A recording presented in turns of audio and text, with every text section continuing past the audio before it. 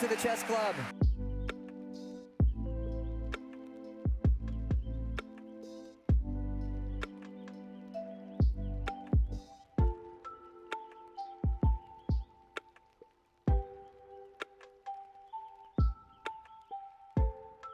We're aiming for a controversial 7 out of 10.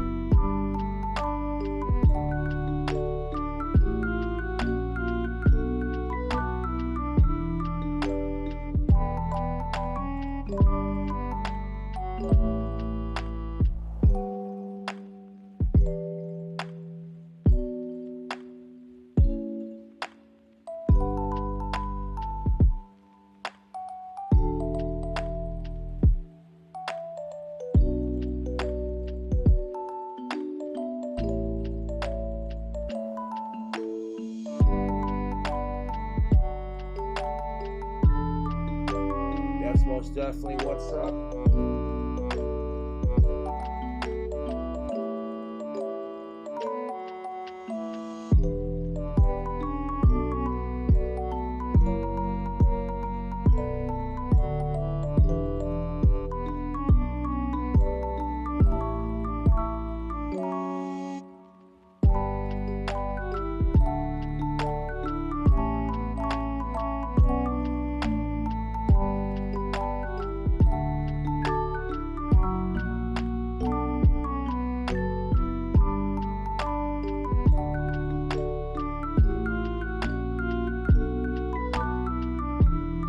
Death to all of them.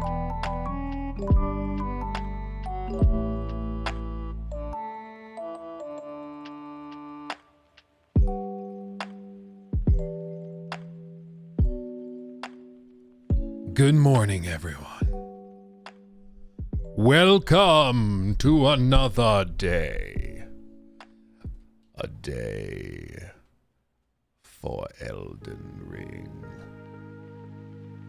Oh, should I talk like one of the characters in Elden Ring? Behold the finger. Take the finger. Feel the finger. I don't know, that could work. That could work. Just fingers stuff. You know, Miyazaki, he's into some stuff. He's into some stuff. I'm just saying, once you start doing really well in Elden Ring, those two fingers, just go straight up.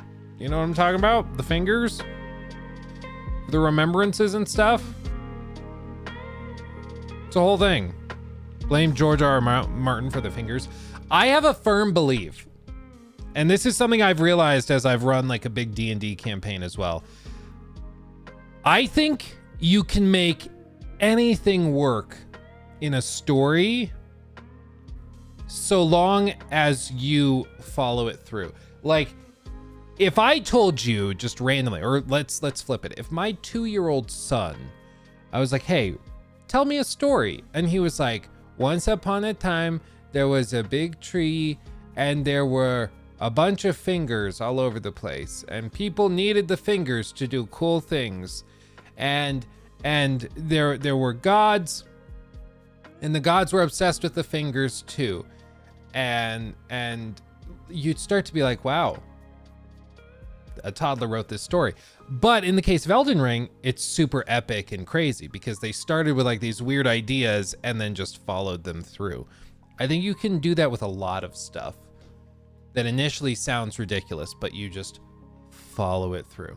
Like I saw a whole like breakdown of a D&D campaign somebody was running based around the Magic School Bus and Miss Frizzle, where they rewrote it so the Magic School Bus is what all the players were on, and they traveled to different realms and worlds as part of like a research organization, kind of like Monster Hunter, where they were studying the creatures and monsters and dignitaries of that realm, all under the guidance of the Miss Frizzle character, who was like an elder lich. And it was super cool and weird, but that worked. It sounded super cool. So I'm a firm believer you can get anything like that working so long as you follow it through. And as always, trust in the fingers. Trust and believe in the fingers. Yeah. Mr. Stilio Kill, thank you for the 10. Hey, Luke, I took your advice and I made a bonk build with Bleed and Stagger. I'm currently level 70. Tried taking out Moog, but got waxed. Yeah, he's a big boy. I think the recommended level for Moog is typically like 130. I think technically it's like 120 to 150 is what people say, but yeah. Mimic tier, thank you for the 5. The Mimic is here, guys. The Mimic's here. Did you see that Miyazaki would never allow layoffs at From Software while he's there? IGN reported it, I believe. I didn't see that article, but good for him. Part of the reason I think they can do that is because From Software pays surprisingly low compared to other industry head studios and stuff. Now it reads them off after I read them. Thank you for that, guys. But yeah, there's been... Is there a cat in my window well? Meow, meow.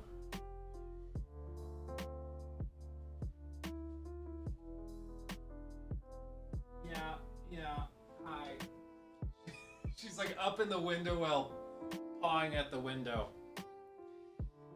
But she has to be outside because if she's inside, she claws the furniture. So she wakes up, they have their like whole room that's just them. They have all their toys and stuff in there. And then they get to go outside and they get to play and climb trees and stuff. She's just popping like crazy. Yeah, it's Hermione. It's Hermione. We'll see if she gets distracted. She's clawed like so many things. So she's tricked you into letting her outside. Yeah, basically. But this is cats. I mean, they go from hating the inside and they want outside. Then you let them outside and they're like, no, it sucks out here. Put us back inside. So they're just, it's cats. What are you going to do? What was I going to say about all of that? Oh, yeah, no, there's been a lot of reporting with From Software about how they have lower costs because they just frankly don't need to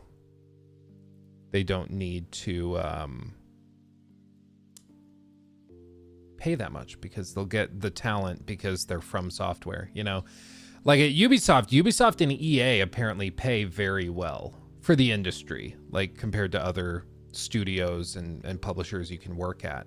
It might not be as sexy, but apparently like Ubisoft, EA, Activision, they're pretty good places to work in the gaming industry. Places like From Software, you'll make probably a Game of the Year contender, if not the Game of the Year, but you also will be making like a little bit above minimum wage, which is apparently pretty common in Japan for for software engineers. They don't actually pay very well, which is weird. But that's why it's always funny when people are like, there's all this stuff, you know, I wish companies would treat their employees better like From Software. I'm like, From Software is not perfect either. Like, let's get rid of this idea that just because you really like somebody's game that therefore they're the perfect studio.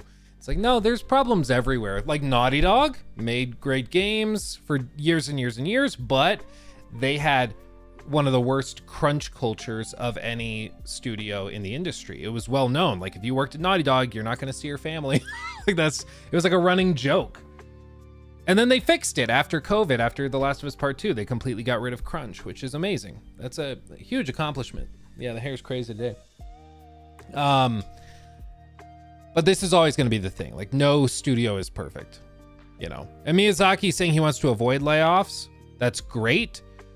In my experience, every business owner wants to avoid, or not, he's not even an owner. He probably owns a share of it, but he's just the guy that runs the company. I don't think he's even technically an owner.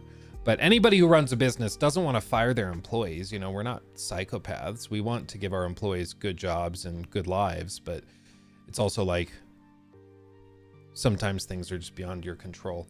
Like the parent company of From Software, if they came in and said you need to lay people off, they'd have to lay people off. It wouldn't be up to Miyazaki to stop it. What is good for them is that they print money for their parent company, so I don't think they're gonna need to. Erdtree is tough. Holy shit. Yeah, people were like not believing me. People were going onto our TikTok and the YouTube short and stuff we posted, being like, wow, another example of a YouTuber that just sucks. I was like, I do suck, sir. But the game is still hard. There's a couple of bosses that are pretty easy and straightforward, and then there's a few. Oh God.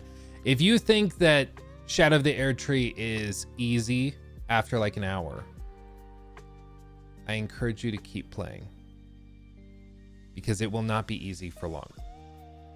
Some people say that it gets like, it's too AoE spammy, that a lot of the boss fights are very spammy with large area of effect attacks. That's true. There are a lot more of those, but I think generally they're fair. It just seems like they have made a concerted effort to counter some of the most broken builds from the base game. So the one exception being bleed builds. One of the first bosses is really weak to bleed build up. But other than that, most of the bosses are designed to kind of punish you if you've just tried to break the game, which is kind of cool. I kind of like that, you know, because I prefer it to come in and be like, yeah, no, you thought you had this figured out? Screw you. You know, I like that. I like that. Let's see. Zero Russian, thank you for the $4.99. Luke, get zesty again like you did in the hotel room bed when you went to the showcase. I'll start a GoFundMe to get a blow-up mattress for the room. As you should. Yeah, wasn't that kind of fun at Summer Game Fest? We got to film videos like on the bed together. Wasn't that cool? It was magical. One of the hopes with the Patreon that we're going to be launching here in a week or two is that we'll do a lot more vloggy content as the patron exclusive video. We might just do one exclusive video a month. We might do more than one. It just kind of depends on what's going on.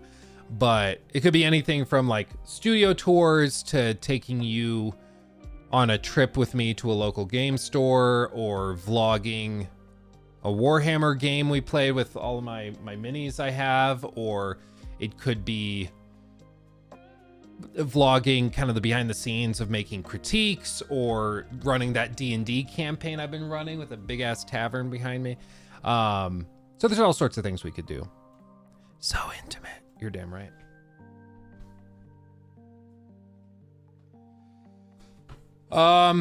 Did you see Matt Booty's comments on the closing of Tango? He says it was due cause of the change of leadership.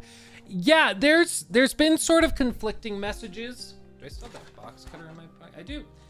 There's been conflicting messages, but what it seems was the case is that Tango Gameworks was closed partially because they I don't think Tango had like a big lineup for really profitable games for them.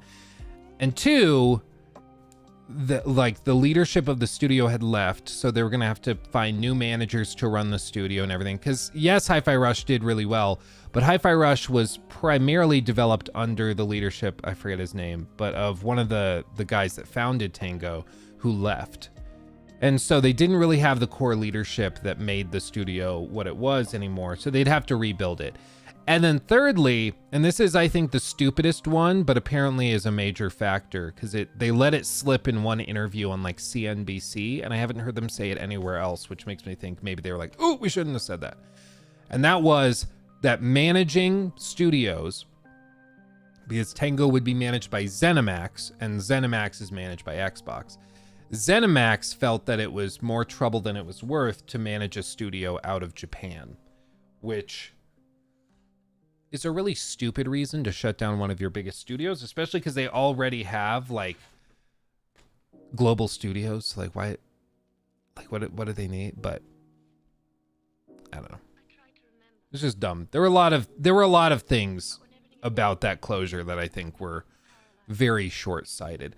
Maybe they have more info, not maybe, they definitely have more info on the corporate side of things to inform that decision. I get the feeling like there were many more moving pieces there than have been made public. But like, for example, here in a city near where I live, there was just the story my sister was telling me about of a local doctor's office that shut their doors out of nowhere. So it was a doctor's office I went to growing up, and it was like the place. If you had like a small family and you wanted to go to a family team of physicians. But they shut their doors out of nowhere. Really weird, right? Like, why? Like, why? You know, what happened? Because they were making good money. They had tons of clients. Why would they shut down out of nowhere? And then people started calling because the office is closed. They need to go get their medical records before they go away. So everybody started calling, and they apparently don't have any medical records. And it seems that the employee, there was a disgruntled employee who got really pissed off or something and like destroyed records or something, because nobody has any records. You call them and ask for them and they just ghost you, which is illegal. So my suspicion is that they realized that this employee had destroyed records, and then they realized they didn't have the backups they were legally required to have. And so they panicked and shut everything down so that if they were sued, there was nothing to be sued. You can't sue what doesn't exist anymore. But that you can't, like, that doesn't work that way. So I think they're in big trouble. But that's one of those examples of like, on the outside, you're just like, why did they shut down that doctor's office? But then you find out more, and it's like, oh, I think they shut that down because they knew they were about to get flooded with lawsuits because they didn't have medical records they were legally required to have. So that's my little gossip story of the day. I think that local doctor's office is about to get in some big trouble. Well, they already shut down, so they did, I guess, but way worse trouble. It's a whole thing. Yeah, because now there's apparently like 5 or 6 people in my little group that have tried calling, because again, we all went there growing up. They've tried to get their medical records and they just don't have them. So like, for example, the big problem is if you have kids and they've all gotten their vaccinations and stuff to go to school, you don't have your records anymore. So you just have to get all of the shots again. And same thing with like any like x-rays and like all of your medical history, it's just gone because it's housed at that doctor's office, which is crazy. Yeah, it's the whole thing. So we'll see. We'll see. Anyway, New segment in the daylight for my players dancing in the street. You ready? This right here showed up yesterday. I was gonna like film a last minute thing and put it up on the live channel. Then I was like, no, darn it. We're gonna open it together, and that's what we're gonna do. This is a mystery box. I don't know what's inside. No, it's the collector's edition. We're gonna open it up and see what is happening. Now, it's pretty rare for a DLC to have a collector's edition. I'm trying to think, did like Blood and Wine even have it? Collector's edition, like it's pretty rare for a DLC to get a collector's edition. They did like a Gwent deck. Did they do anything for Phantom Liberty? I don't think officially. It looks like they did some side statues and stuff. Point is, it's pretty dang rare. It's pretty rare. So let's see. Top of the box, top of the morning to you is a digital soundtrack. Are you ready? Are you ready? What is this? I think this is, yeah, this is Steam. Does anyone want the DLC?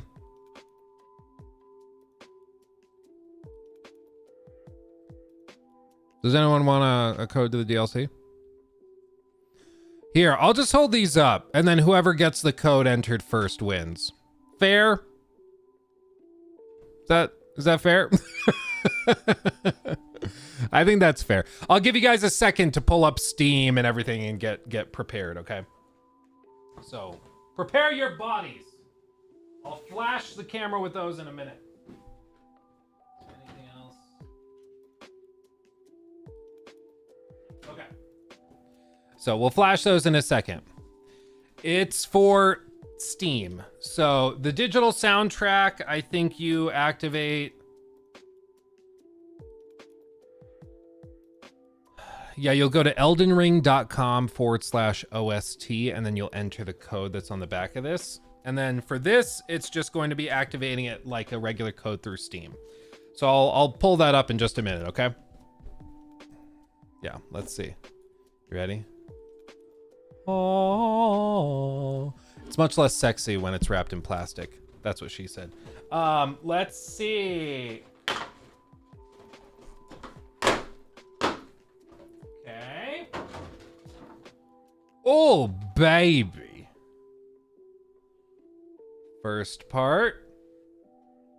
Top of the weapon. Top of the weapon to ya.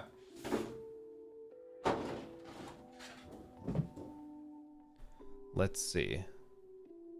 Does it matter which way? I think so. Okay. I mean, come on. Come on, baby. That's a beautiful sculpt. Beautiful paint job, too. Even the cloak on the back is fully textured. That's outrageous. That's just outrageous. Okay, well, that's pretty baller. That's pretty baller. Will it even fit on the shelf? I don't think it fits on one of the standard ones, yeah. Sorry, Callisto Protocol, you're moving.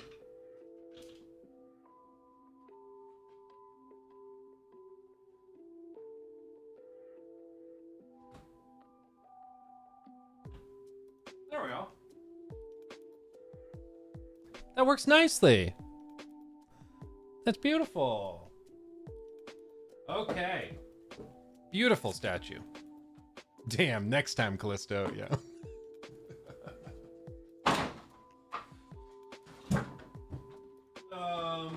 Okay. Are you guys ready? You ready for the free stuff? The first thing I'll hold up is the soundtrack. Okay. So for this, like I said, you're going to go to eldenring.com/OST. And then it should probably prompt you for a long code, and then you put that in and you get it. Will Mesmer be making an appearance in one of your D&D campaigns? Dude, for real though, it's actually quite useful having all these little statues. Warhammer 2, because all of those minis I can just use for D&D. Like, you don't need to know that it's a great unclean one. I can just homebrew some horrible monstrosity demon, and it's like a beautiful sculpt and everything, and I didn't have to 3D print it. Okay, you ready? Yeah, they are sending art books separate. They did say that. Voila. Okay, I guess you can pause it if you need to get the code. But that is the soundtrack code. Hide the last character and make him guess for it. That's actually really funny. That's actually really funny. Should we do that for this to level the playing field, make it even more chaotic? That would be pretty funny. What is this one even like? Because it could be any letter or any number. So there's what, 36 possible options, and it's whoever gets through the 36. Yeah, if somebody wins it, yeah, let us know. Only one person can claim it. Yeah, I mean, once you claim it, everyone else that tries it, it'll say this has already been redeemed. I don't know. I think covering a letter is like pretty cruel, but I guess I can do that. And then if nobody says they did it in the last, like after a few minutes, I'll just tell you what the last thing is. The last character, digit, whatever. Come on. Okay.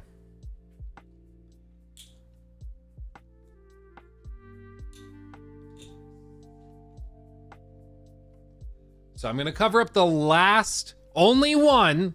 I'm going to cover up the last letter, digit, whatever it may be. Smiley face, who knows? Okay. So you will only need to guess one thing, okay? It's only one thing at the end that you just put in, okay?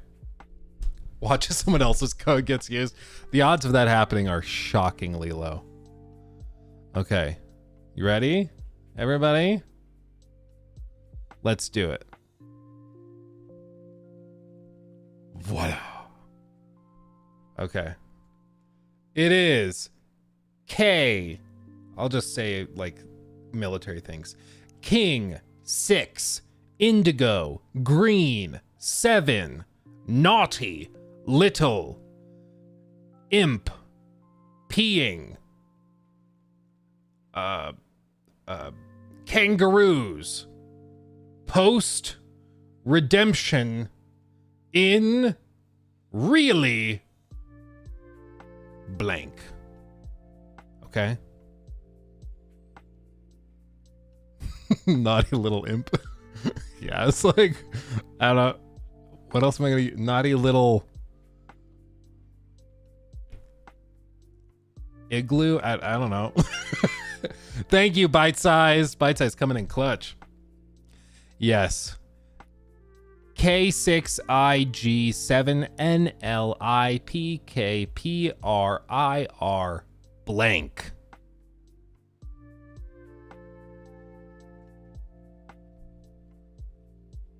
Did someone get it? Let's wait for confirmation.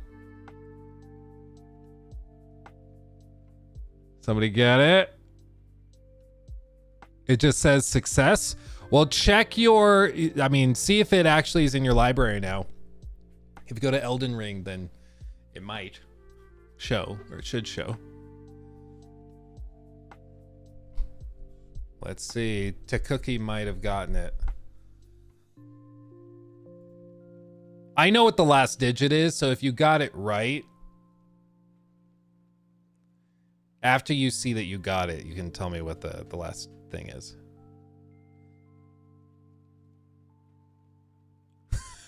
Can I get your digits and stay? You know what I'm saying? He wants some hot 70 hot pocket. What was it? Was it the 3 meat and cheese? Is that the high spender, high roller one?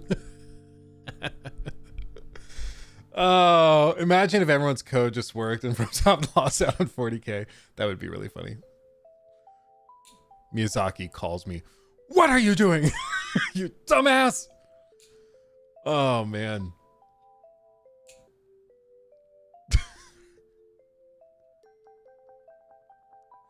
Let's see. I treat Stephanie right. I made her 3 meat and cheese. Ooh-wee. I love America. Oh, yeah. Dude. Oh, man. I was just rewatching The Many Lives of Chaz, whatever his last name was. What a crazy saga that was. What a wild saga that was. What a crazy person. And what a loser too. That's crazy. Did anyone get it? Is it confirmed? Did somebody get it? The cookie got it? Yeah, 63.38 gigabyte. Yeah, the Chaz video was 3 years in the making, lol. I was there for it and he was insane. Yeah, dude. I wonder where he's at now. I wonder, that might be worth like a little 5-minute update. Just like, where did he end up at? Because he's got to be in a ditch somewhere, right? Like, there's no way that he all of a sudden found success. You know? It's like, I'm working on a cartoon, but this time it's real. Is that confirmation? Cookie got it? Yes, the last thing was 9, so Cookie got it. Yup, Cookie got it. It was 9. Well done, Cookie. Cookie got the cookie. Well done to Cookie. Well done. Well done. Hard fought. Sorely won.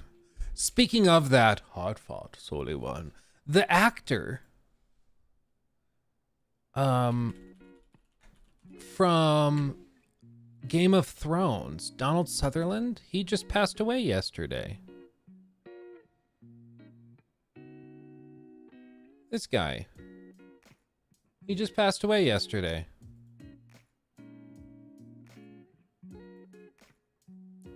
He was so good in that too.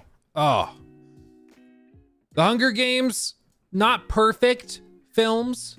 The new one especially. Oh wait, my camera's off. The new one especially didn't blow me away. But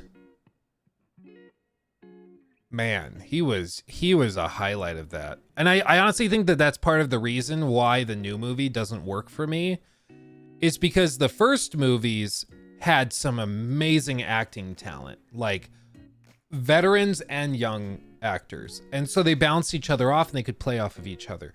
The new one, it's just all young guys, and it just doesn't really work for me. And it's kind of really cringy at times.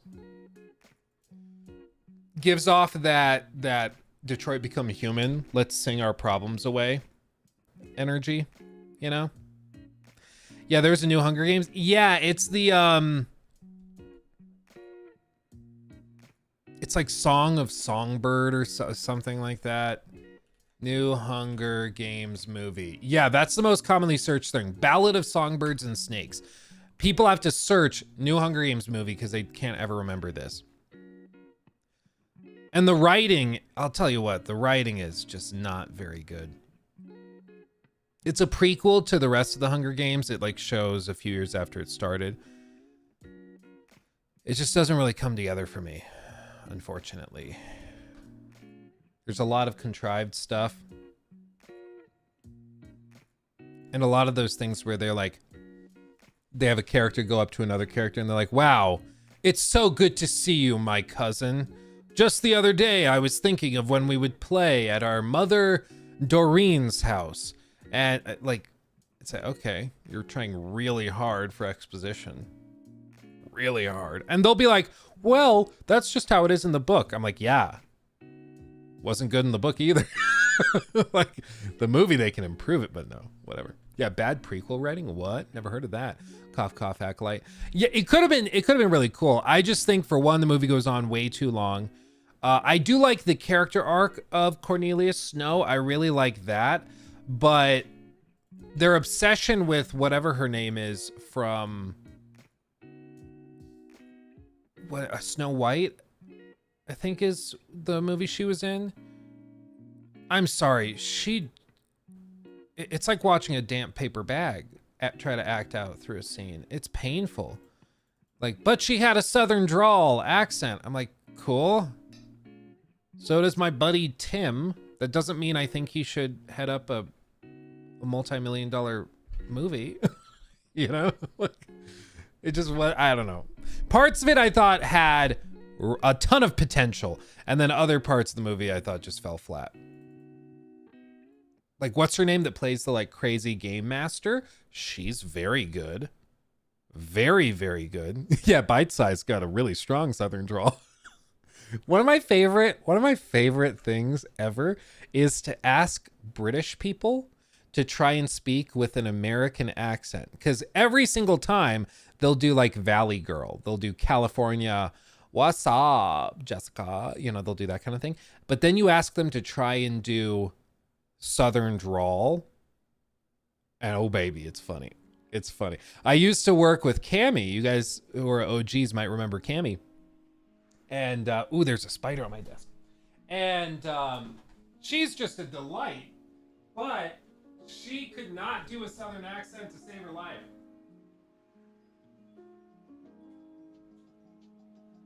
There's a bigger, blacker spider on my desk. Oh, don't you dare hide. Did you get away? It's one of the things with being in the basement. Yeah, Hassan stream, sorry. I still think it would be funny if I was ever doing a stream where I had to get up and like walk away from the desk a lot, to like tag it as featuring Hassan. And then it's just every time I leave the screen, we put Hassan's socials on screen like he's hosting. I think that'd be really funny. It'd probably piss people off, but it seems like Hassan's kind of, it's funny to say, fallen off a little, because he still gets like 20,000 viewers, but still. Yeah, FM Belch, a lot of time Americans just do like, Cockney, isn't it? You know, it's a little funny. Tom Holland does do a great American accent. Yeah, he does a pretty good job. Same with like Hugh Jackman. He does a pretty good job. Yeah. I just hate that Anakin isn't unique anymore. Like, hey, you know that thing that makes Anakin special? Actually, way before he was ever around, there were these two twins birthed by the Force. Yeah, it's... And it just doesn't make any sense, because like, who are they winning over with that stuff? Like, maybe they have metrics that show that there's people out there who are like, I haven't loved Star Wars before, but now that they retcon that, now I'm a fan. Like, I just don't think there's people like that out there. But maybe I'm wrong.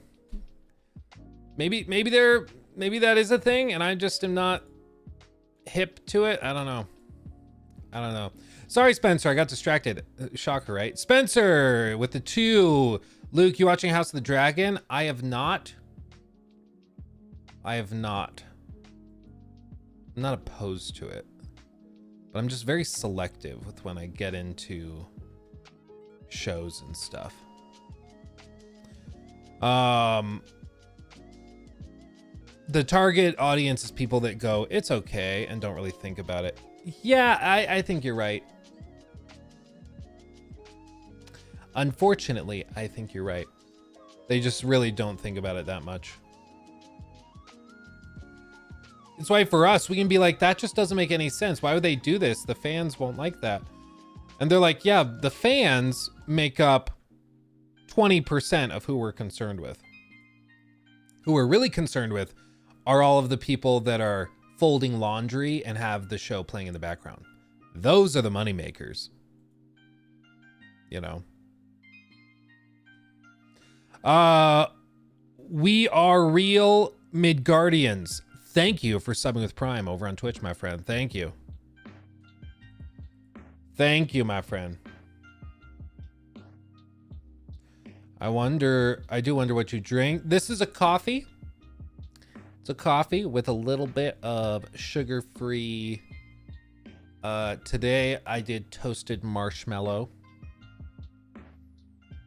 And then it's lactose-free milk.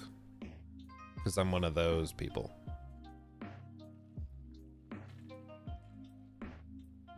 Yeah. It's a whole thing.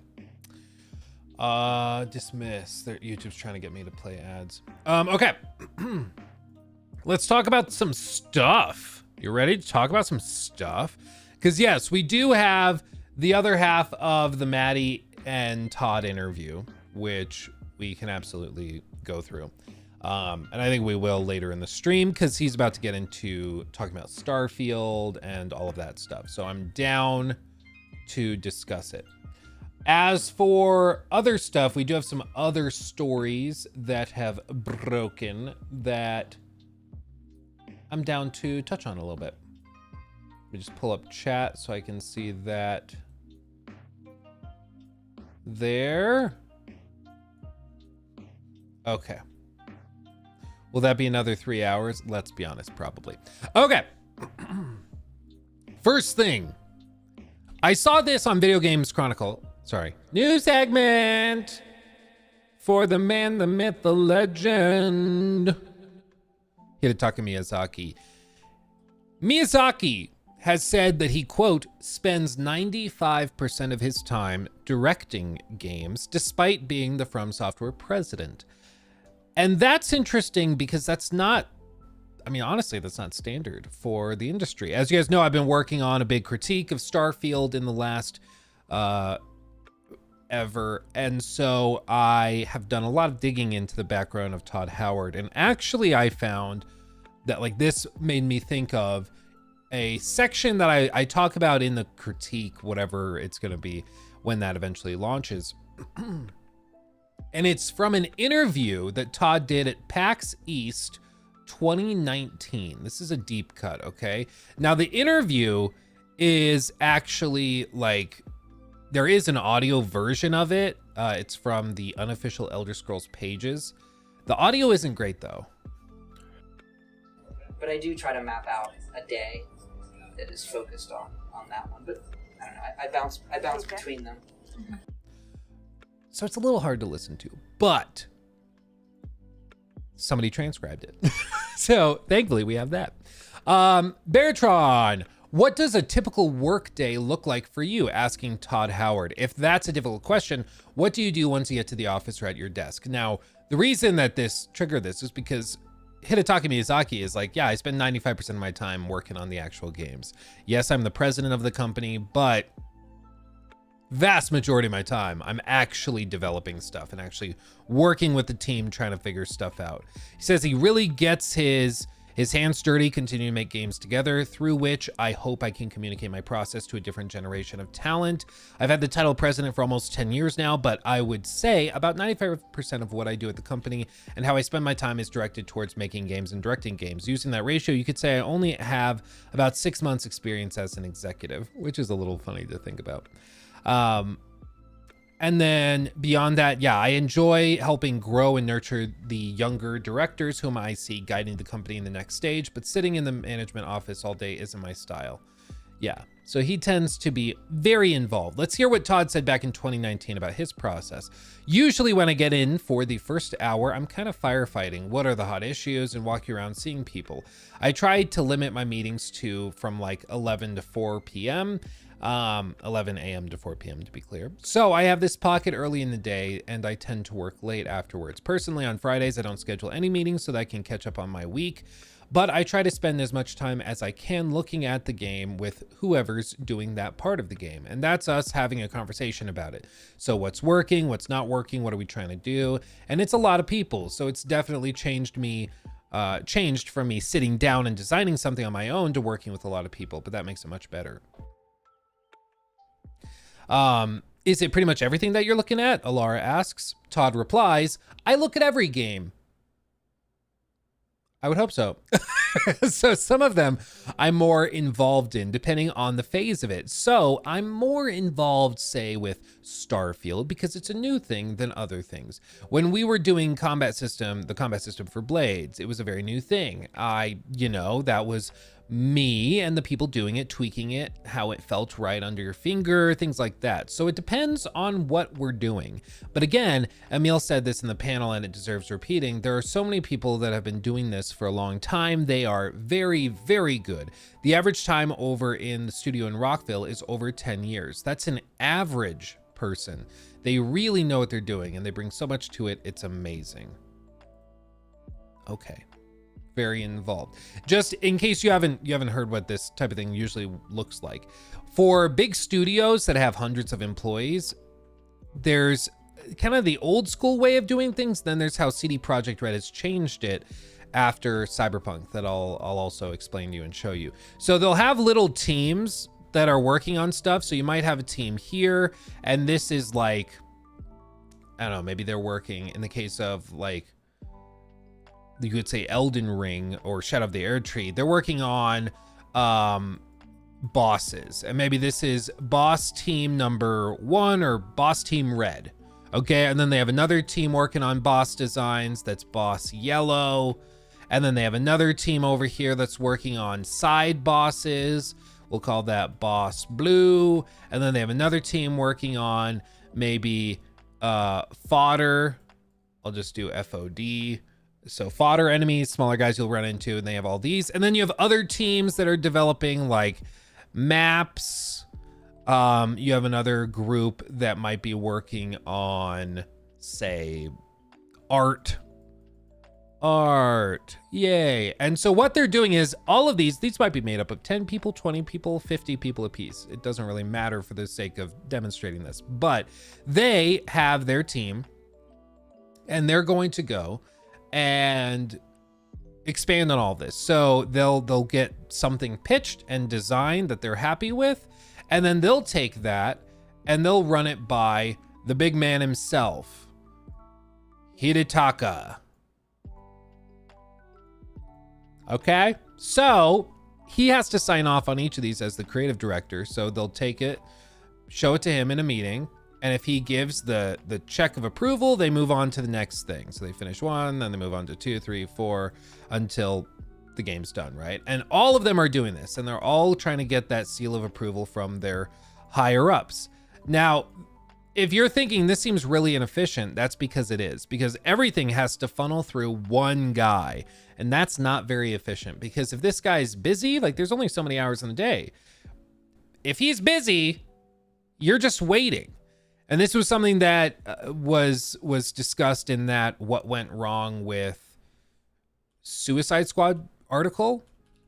Wrong with Suicide Squad. It was Bloomberg.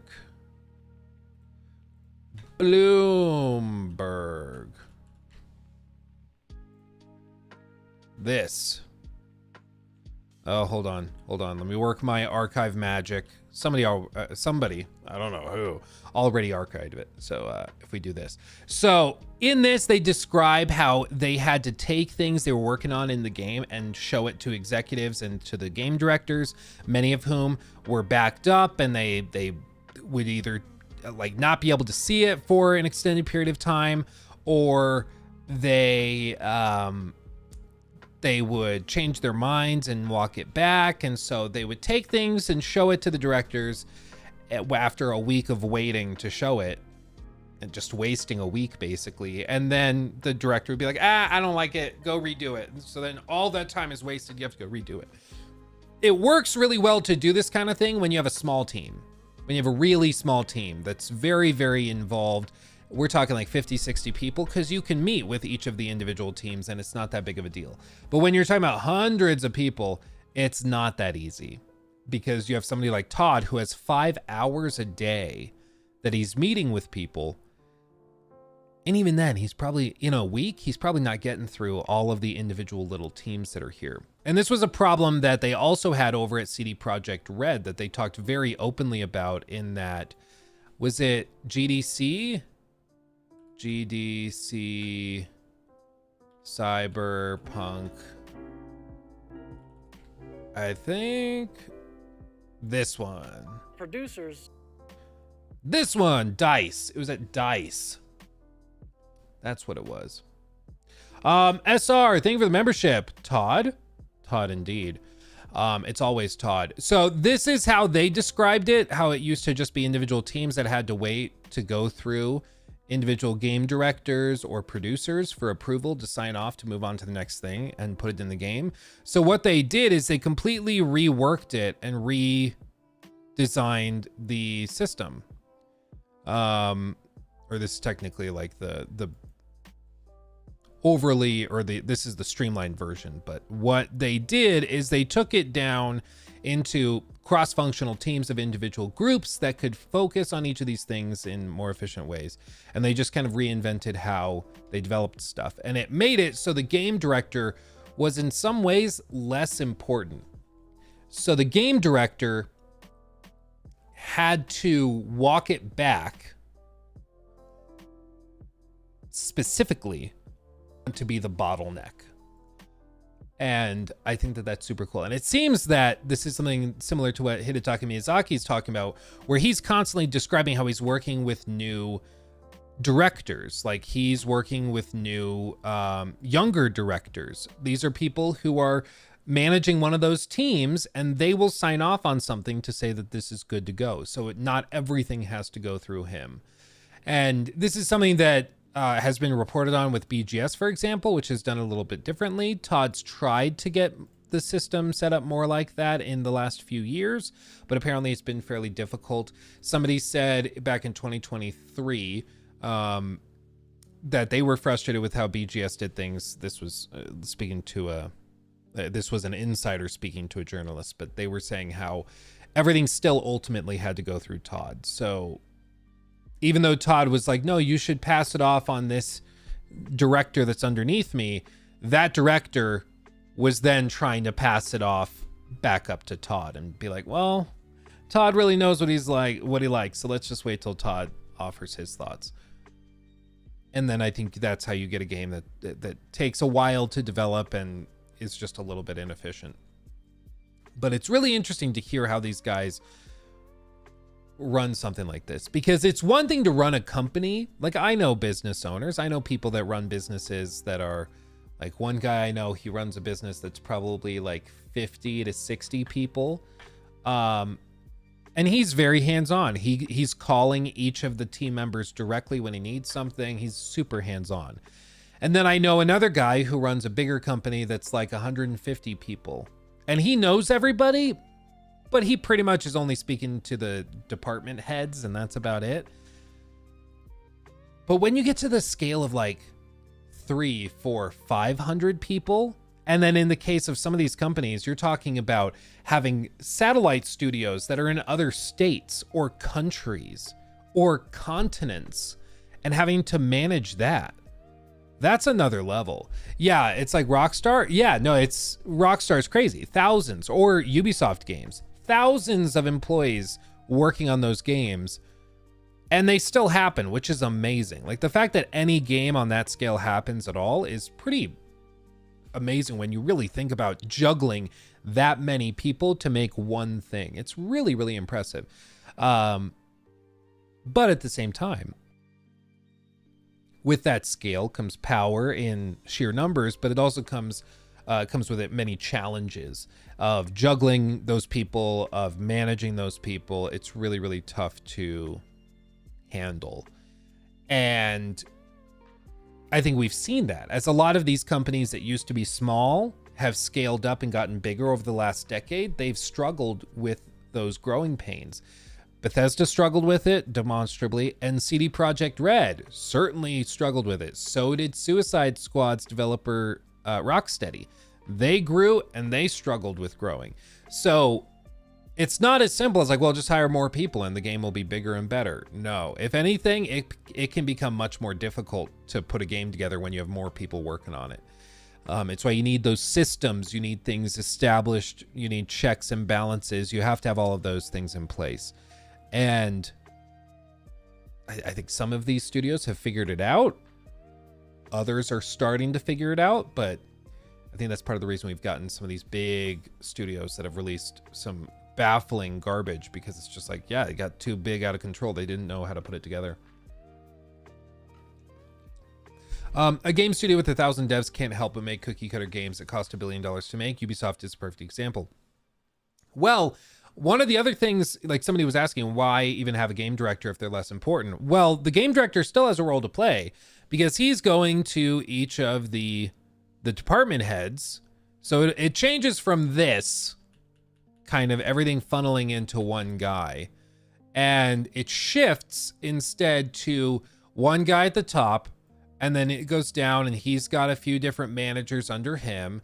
And, you know, maybe this is the gameplay director. I right clicked, which apparently means undo.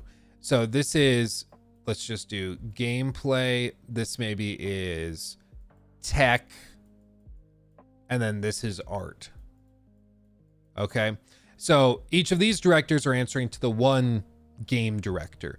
And then from there, you have this going down, and he's got individual strike teams that he's working with. And then the tech person has people working underneath her, and she's got people that she's managing in all different teams. And then the art team goes off and they have their own thing that they're doing. And so it still is ultimately up to this person at the very top of the heap to decide the broad directions of what's going. Because if they say to the art director, hey, we need it looking way darker, way grittier, that whole like Avowed thing where everything's bright and colorful, no, I want it dark and gritty and grounded. Okay. And then they work on that. And then they go to gameplay. Hey, we need the gameplay to be much, much more difficult. Okay, yeah, we'll work on that. Tech, we want to go and have huge open levels. We need you to work on that. Okay, we'll work on that. It still all lands on the game director. That's still crucial, but it also spreads a lot of the load onto these people to carry some of the weight. As for why some of these big teams tend to make more cookie cutter games, a lot of it is because it's a lot easier for people to work on iterative improvements of stuff than it is to reinvent the wheel every time they put a game together, especially when you're trying to do it with 1,000 people. Like, just imagine if you're trying to communicate to 1,000 people the same thing that doesn't exist yet. In business school, usually like freshman year, there's a little thing that they might do to demonstrate this problem, where they will have everybody go and split into teams. So you'll have one person who's like the CEO or the director or whatever, and then you have a team of 5 people underneath you. And what they'll do is they'll give the director a picture, just a simple like illustration. And they said, you cannot show that to your team, but you need to be able to communicate to them what the picture is and how to draw it to make it look just like what's on the picture. And so you have to find ways to communicate that. Effectively communicate what's in your head onto the paper just through that. And then they complicate it by having other people then cascade down from there. So they have the director explain to one of the team members what their vision is, and then that person goes and explains to another person down, kind of like the telephone game, what the director was trying to communicate. And each time you add another layer of that, it gets more and more blurred and more generic. So it might start, oh, it's a house on the side of a babbling brook, and there's pine trees all around it, and it's nighttime and the moon is shining. And then there's also 3 people standing on the porch of the house. And then after that, it might get dumbed down to it's a house next to a brook in a forest and it's night. And then the next person, it becomes a house in a forest at nighttime.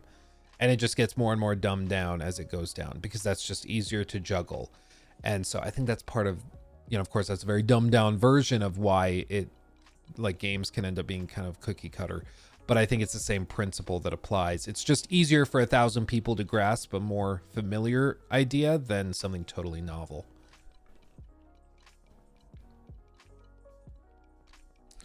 Okay. Where was I?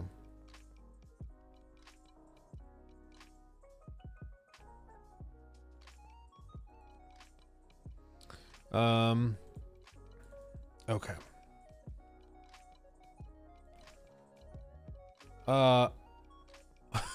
We need a roach in Starfield. Could we expect a CDPR crossover? I don't think so. A space horse would be really funny. I grant you that, but I don't think we'll see that. Just imagine. They're like, yeah, we know you guys wanted rovers, but we added horses. They wear little astronaut helmets. You know, it's pretty cool. Oh man, that's pretty funny. Oh man. Okay. Should we talk about some maybe good news just to mention? No segment. No segment. It's happened, everyone. It's happened. We complained about it, and now it's here. Xbox has actually started to refund people who bought the canceled Redfall DLC.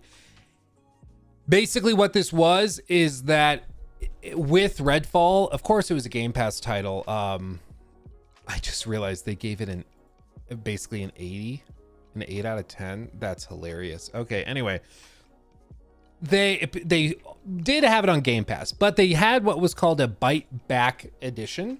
And so while you could get the game through Game Pass, you could upgrade to the Bite Back edition, which promised to include 2 additional playable characters, a bunch of DLC, things like skins, different weapons, stuff like that.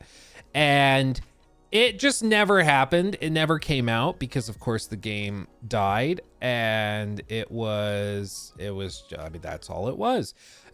Just about a month ago, a little over a month ago, when they shut down Redfall officially, they said Redfall will receive no further updates and they will get make good offers. Now, this isn't the first time this kind of thing has happened. Ubisoft, after AC Unity, they, of course, had a lot of blowback after Unity.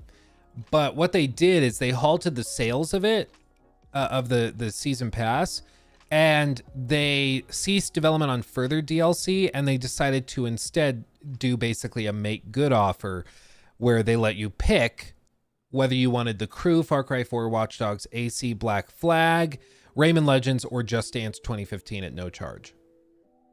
And that's how they kind of tried to make it good. But with this, a lot of people were like, well, how are they going to make it good for Redfall, a game that's just dead? Are they going to give you like 6 months of Game Pass for free? Are they going to do it? No, it looks like they finally have just decided to issue refunds and give people the money back. Now, I'm not sure, like, this is Microsoft now issuing refunds for Redfall's Hero Pass as part of the Redfall Bite Back Edition or the Premium Bite Back Upgrade. So presumably, as part of the Premium Bite Back Edition or the Premium Bite Back Upgrade. So they're even issuing the refund to people if they bought the $100 edition and version of Redfall. It wasn't just people who got the upgrade. Some people were saying, well, no, they're just refunding the upgrade if you paid the extra $25-30 for it. No, it seems like they are actually refunding people who bought the $100 version, and they're just refunding that upgrade difference effectively, which at least is something. It's at least something, because until now we just assumed that you were going to get basically nothing, and it was just going to be nothing. It just sucks to suck. Refund for the store. It looks like in the screenshot they provided, it is a credit to your account. So it seems like it's effectively store credit for the Xbox store. That could be just this one order, or it could be that everything will just be store credit. I don't know. I hope that you can just like roll it into a Game Pass subscription for a month or two. That would be kind of ideal, because who's buying stuff on the Microsoft store? I don't know of anybody who would, but you might have $27. But then again, maybe the joke that writes itself is like, if you if you upgraded to the Bite Back edition, maybe you deserve to only be able to buy something on the Microsoft Store. So at the very least, they're doing that. Can't really be that mad about it. You know, they're at least doing what I would consider to be the right thing and giving people the money back. You could say, well, you should give them all the money back because the game's dead now. It's still playable. You can still play the game. They made it offline compatible, so you can play the game. It's not like it's dependent on servers anymore. It was until recently, but it is offline compatible now. And I don't think it's fair to just... Like, I think if you spend money on something and you do get the product, even if the product sucks, if you made the choice to purchase it, it still kind of lands on you.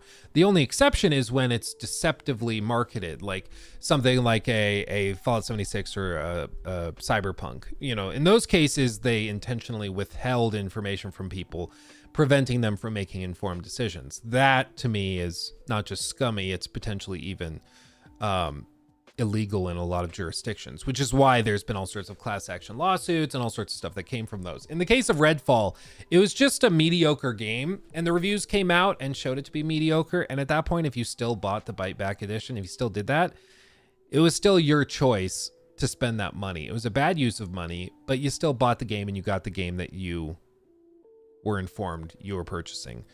As for the DLC, you never got the DLC, so you should get your money back for that, which is thankfully happening now. And I mean, of course, it's maybe lawyers force their hands with this. Maybe that's what it is. I don't know. It's a little weird that they're deciding to do this now when initially they said they're gonna do like make good offers, but hey, at least they're doing it finally, right? At least they're doing it finally. What's that League of Legends skin called that you guys are talking about?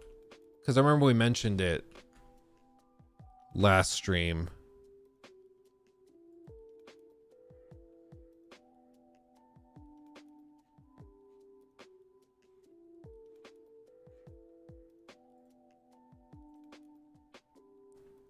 It's the Faker Ari skin. Faker Ari skin.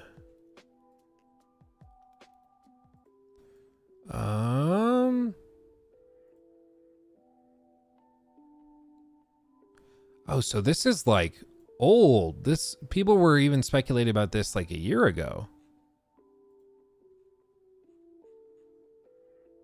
What? For real?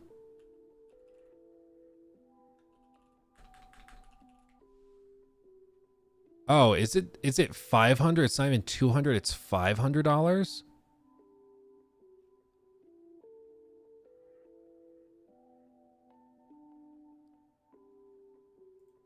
What?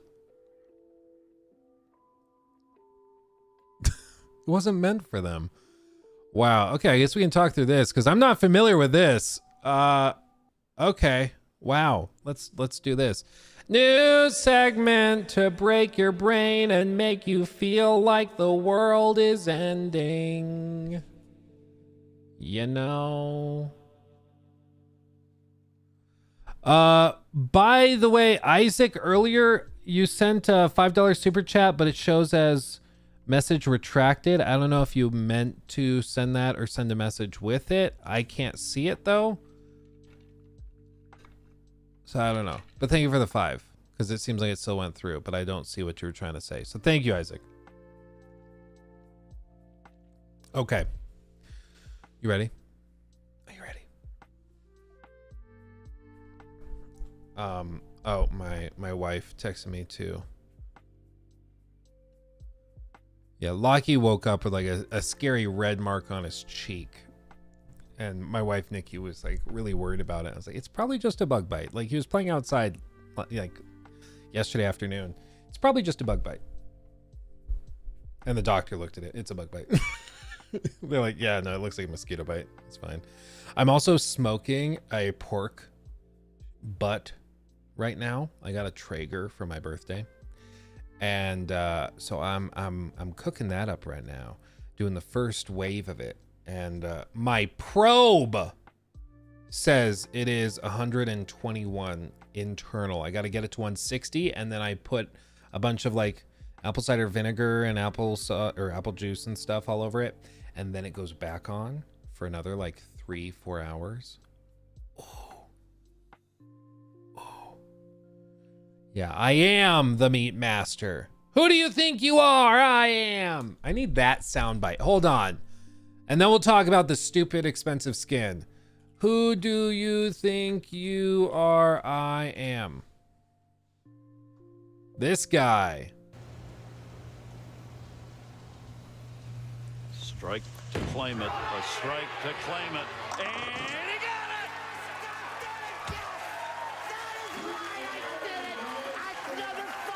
Are you kidding me? That's right. Who do you think you are? I am. Who do you think you are? I am. Okay, I got it. Who do you think you are? I am. Okay. According to actual news segment, according to the game's director, the $500 League of Legends Ari skin wasn't meant for the average fan, but instead, quote, players who are willing to spend $200 a month on their hobbies, end quote. Little description of this, because this is all news to me. I'm not in League of Legends as a community. Like, I just don't really play it. So I hadn't heard of this till you guys in chat had told me. Riot recently came under fire as League of Legends fans pushed back against its introduction of a cosmetic that cost up to $500. The skin was made to celebrate renowned League player Faker for being the first person inducted into Riot's new Hall of Legends, but lots of players were upset that the price barred so many from celebrating the momentous occasion. This skin... yeah, let's see. It'll cost you a whopping 59,260 RP. In other words, Faker has the unique title of being the first player Riot's honored with a skin that can cost damn near $500 USD. For comparison, Ultimate Skin, some of League's flashiest cosmetics typically cost $32.50 or around $30. Meanwhile, even the cheapest version of the new RE Faker skin bundle costs $5,400 or somewhere around $50. Of course, the bundles have other cosmetic nuggets like taunts, icons, and emotes. Whether that justifies the price is left as an exercise for the reader. And what's funny is they described it on the Hall of Legends page as, quote, some of our most generous bundles to date. Wow. And if you're only buying the event's 150 or 1950 RP battle pass, any remaining cosmetics bundles as the event clock ticks down make the 100 pass levels in the $500 bundle harder to ignore. So it's basically just like throw all the money at it. Throw all of the money at it if you want it. Jeez, man. Jeez. Okay. So they are right. I'm sure it's not targeting the average player that they're going to spend as much as their like PlayStation 5 on a single skin bundle for one game. I'm sure that is true. He explains, the vast majority of our players each year play League. They watch esports. They enjoy all the content, all the music, all the cinematics, and they do this at $0. So the vast majority of players spend $0 on a free play game. As a consequence of that, the majority of our revenue comes from a small single-digit percentage of players. The official term for that is whales. That's what they call that. Makes sense, right? What we really think about on the morality side, is that there are players who are willing to spend $200 a month on their hobbies. God knows how much I've spent on Warhammer figures, but it's really important that we capture that willingness and that ability to spend. He's really said the quiet part out loud. So on the one hand, yes, there are some people that will spend a lot on their hobbies. I know a guy that got really into deep sea fishing. He was actually like one of my professors back in the day.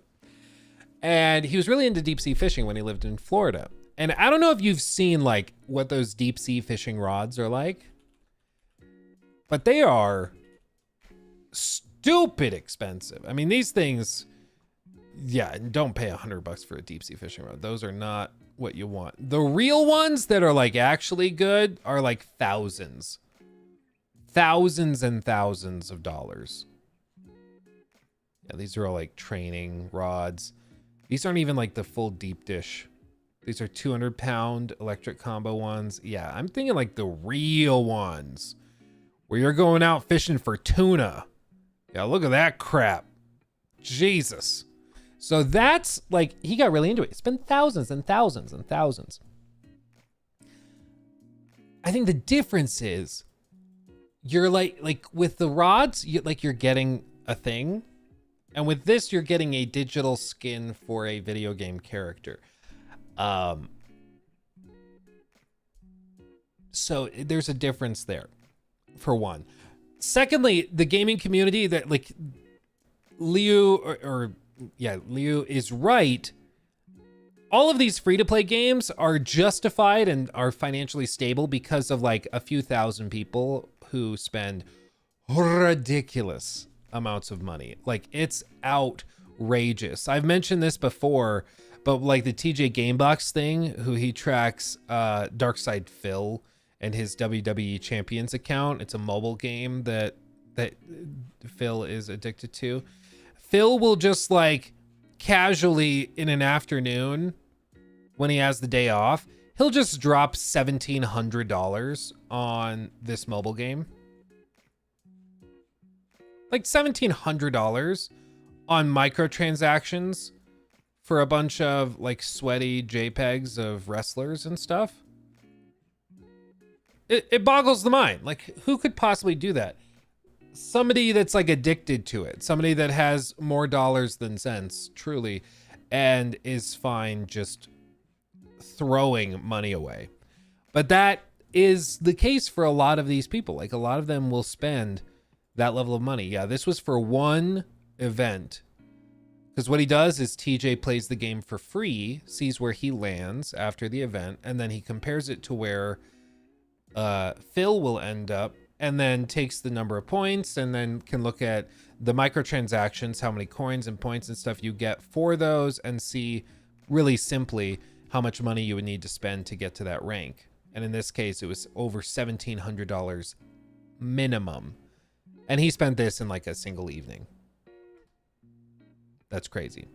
But that's how these companies stay afloat. That's how these games work. That's how free-to-play stuff works. They are not assuming you are going to get the majority of people to buy like a $1 skin, a $5 skin, a $10 skin. They might get you to buy like a battle pass, but even then they offer a free battle pass because most players are not spending any money. Like Liu said, the majority, or what he says, the vast majority of players each year play League. They watch the sports, esports, they play or enjoy all the content, all the music, all the cinematics, and they do this at $0. So the vast majority, according to him, of their players don't spend a single dollar. They're not popping in, buying a $30 skin once a year. They're not even doing that. They are not spending any money on the game that's just free to play.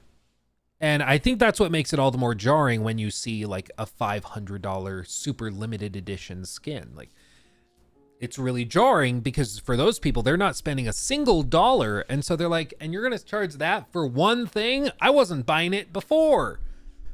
But that's the thing. For the whales, this isn't that crazy of a concept. That's not that outrageous, which is heartbreaking that somebody could just casually drop that much money.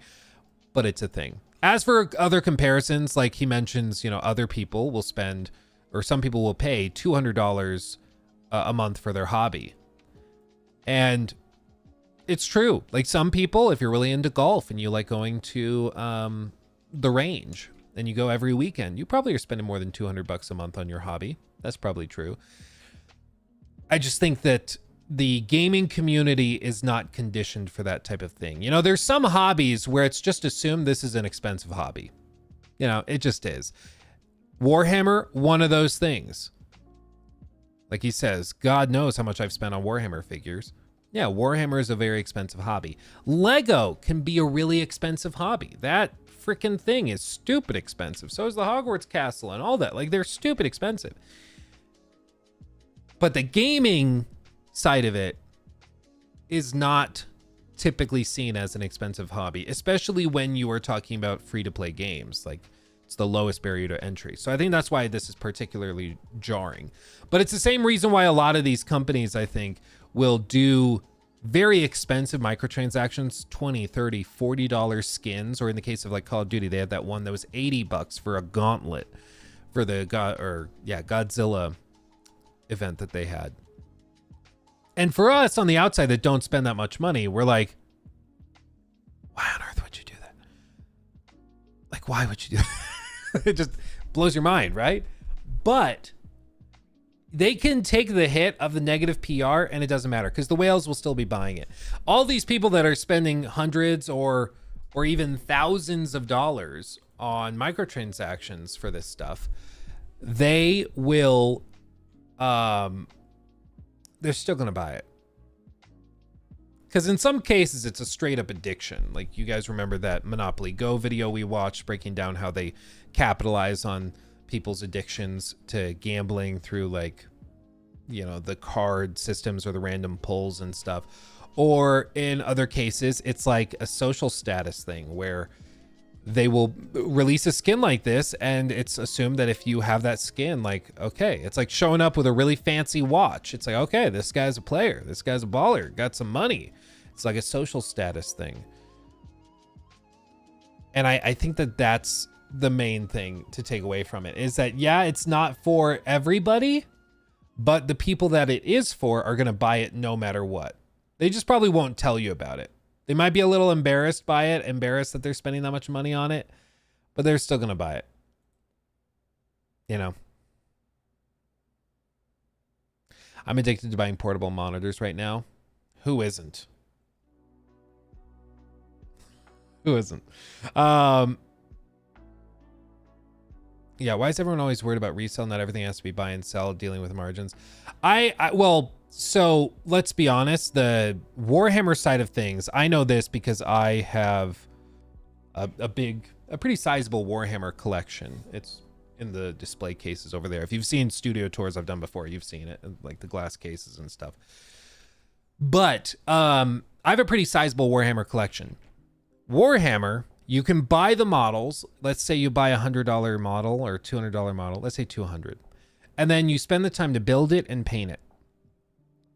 The usual rule of thumb is that you will get about 30% less, 30 to 50% less for a painted model than you will for just the box of the product. Like, people will convince themselves, well, really, I'm building my collection and it's really valuable. So if I ever needed to sell it, I could get money back for it. You're going to lose money on it. Like, yeah, you'll be able to probably sell it to somebody.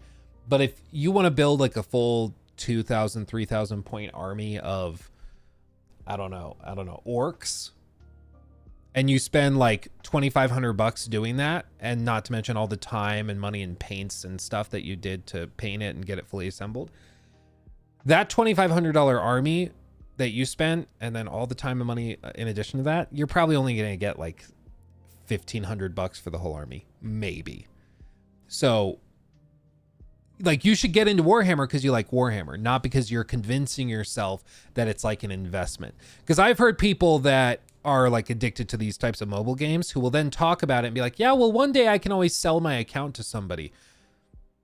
Not only is that against like every terms of service for all of these games ever, like the account will just be banned and then all of it's just gone forever, because they don't want you doing that, since that destabilizes the market, because you could buy it in a different region for a currency that has a different inflation rate, blah, blah, blah. But also because then you're finding a way for somebody to get the cards or get the microtransactions or get the skins or whatever without having to pay the company themselves, and they don't want that, so they outlaw that. But typically when people spend a lot of money on stuff, you'll start to come up with justifications where, you know, they'll come up with a reason why they need to do it. I saw a TikTok of a kid who runs like a little tech YouTube channel, I say kid, but he's probably like 20, so not that much younger than me. But he went and he was paying like $98,000 cash for his like third Tesla. Now, granted, he runs a YouTube channel that just talks about Teslas, so for him, he can probably justify it. What I fear he's doing is that he's going to try to use that as a business write-off, which you cannot do. That's not how that works. Not only does it have to be 100% business use, but it also has to be like necessary and regular. Like it has to be necessary for the business to operate. And how are you going to argue to the IRS that it was necessary you get a third $100,000 car? I don't think that's going to work. So when the IRS comes knocking, he's going to have a hard time explaining that. They're going to charge him all the back taxes and the fees on that 100 grand. So he's going to get slapped like a $40,000-$50,000 bill and have a car that's now worth like 60,000 because that's how cars work. But in that case, like you hear him justifying it every step of the way in that TikTok, because I think deep down he knows this is a bad financial decision to buy this $100,000 car when he's got $200,000 worth of cars on the driveway. And it's because he's like, well, you know, I can use it as a tax write-off. You can't. But I also, you know, I need to use it for content. You're not going to get $100,000 worth of content out of a single car. You're just not. I'm sorry. Yeah, who knew Tessie is short for Tesla and test federal law? Yeah, dude. There's a lot of YouTubers that I think saw a Grant Cardone video where he just says, write it off, and then they destroy their lives over it because they think you can just do that. Yes, I'm addicted to mobile games, but I write it off. Can't do that. Can't really do that. Yeah. All of this to say, if you are an adult who has a good amount of expendable income and you want to spend your money on skins and microtransactions in video games or mobile card games, whatever, if you want to do that, that is your right. Nobody's saying you shouldn't be allowed to do it.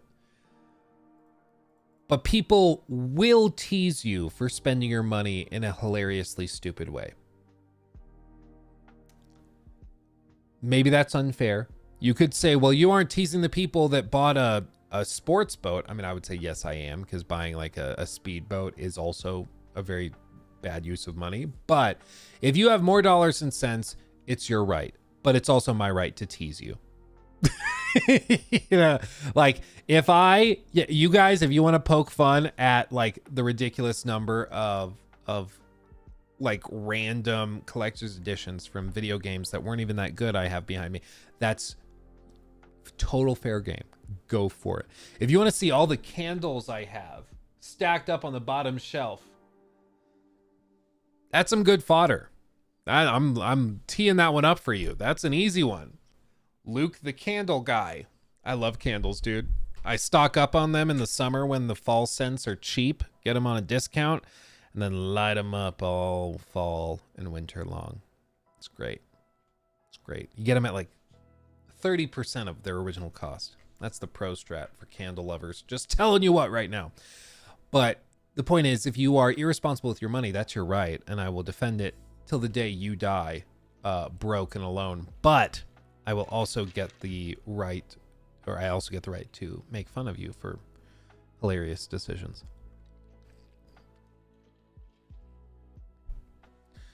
Okay.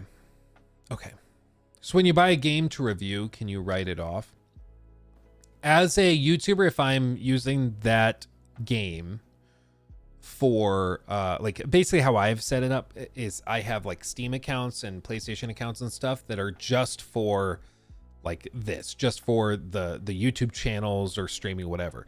And then I have like a personal account for things that I won't play on camera and stuff. Honestly, nowadays I don't really buy many games. Like, I know it's like super hoity-toity and spoiled of me, but honestly, most companies will just send me codes for their games. So it's why like earlier in the stream they sent me, like, I got the collector's edition. I just give away the code because like they already sent me the codes for the game. I don't need it.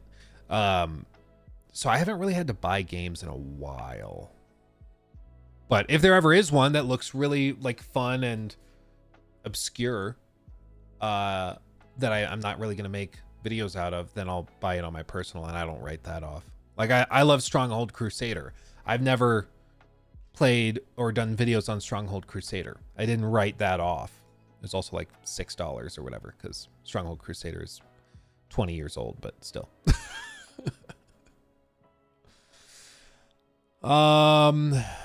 Okay. Okay, where am I? Thank you. Where is it? Blake, thank you for the 5. Do you think it's weird Shadow of the Air Tree doesn't have trophies or achievements? I wonder why they did that. I don't. Do they normally have trophies and achievements for DLC expansions and stuff?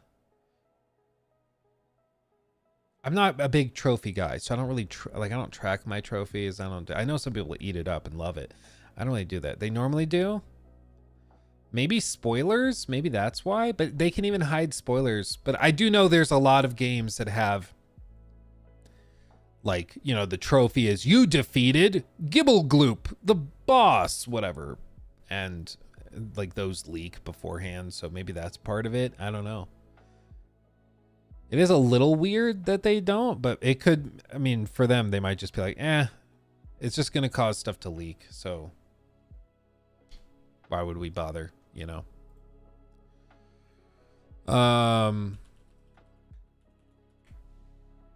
Let's see.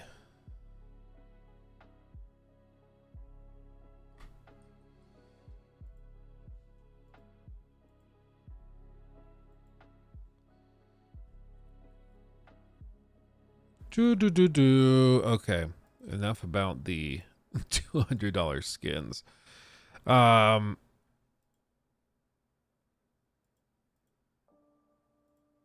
Okay, just a couple quick little things just so we can say we talked about them real quick. Thank you, Mark, also for the super chat. React on Honor of Kings World trailer, your thoughts. Honor of Kings World.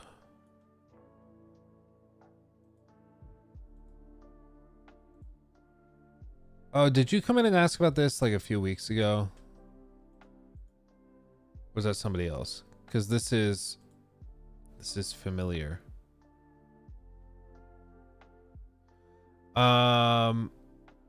Timmy's studio of Tencent trailers revealed part of Honor of Kings anniversary.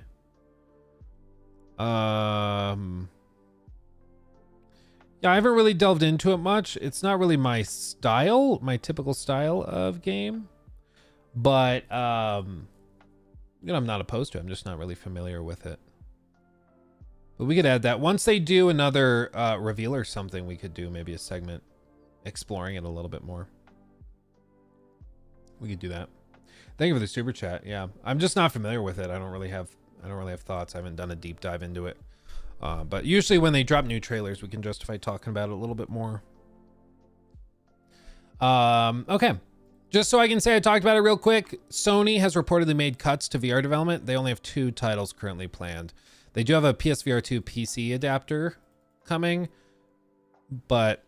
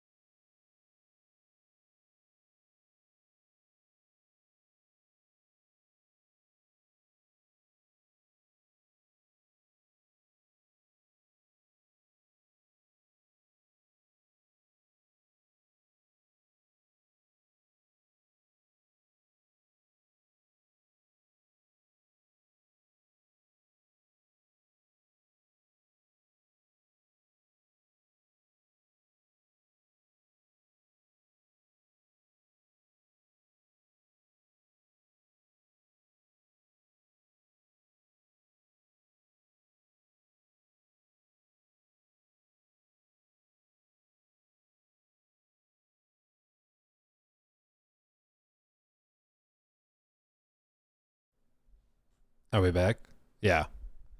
That was weird. That was weird. My everything muted and then it just went brrrr. It was just like freaking out. Oh, this spider is back, you turd. I didn't get him. How did I not get him? I will get you. Darn it. He was crawling on the screen. On the screen.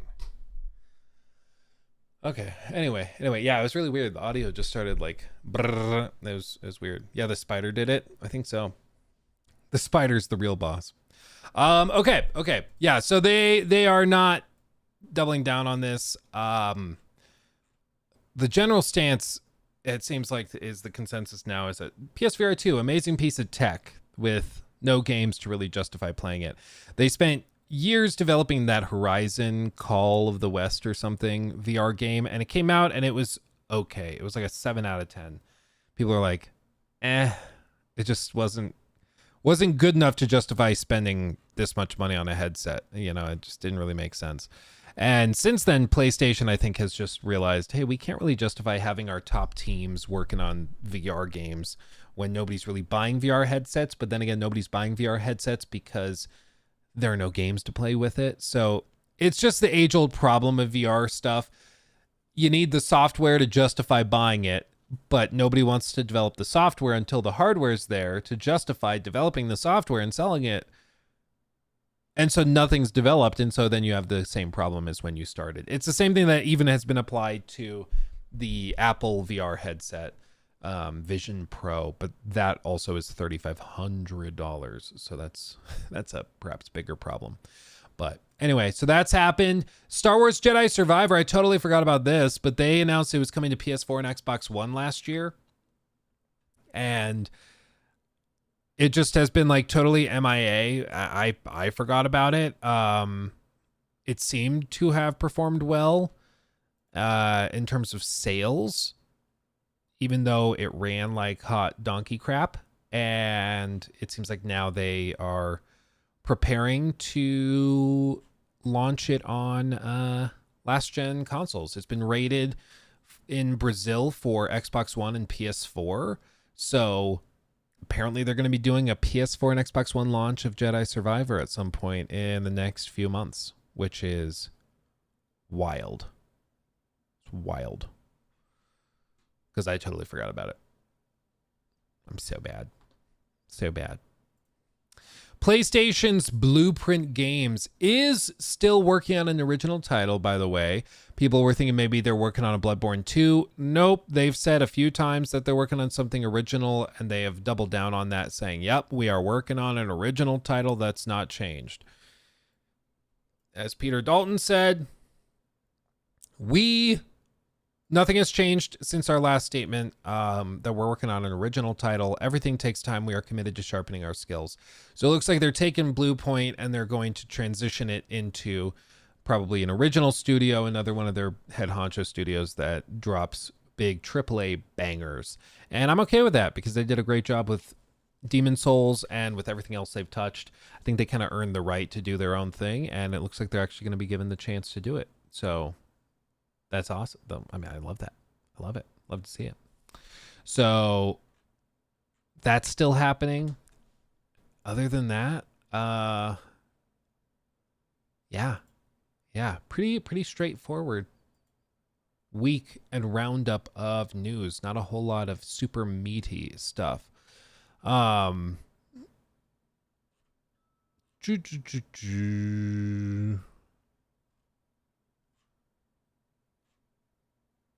Okay. Yeah, this random thing of Putin and Kim Jong-un in a car driving around like giggling to each other. It's really surreal. I don't know if you saw this, but it's like it's just really uncomfortable. It's just so weird. It's really, really weird to see, you know? It's not something I ever thought would happen, but yeah. They're just like driving around giggling to each other. Yeah, they look too happy. WTF are they planning? Yeah. Nothing good, I'm guessing. Nothing good. Oh, man.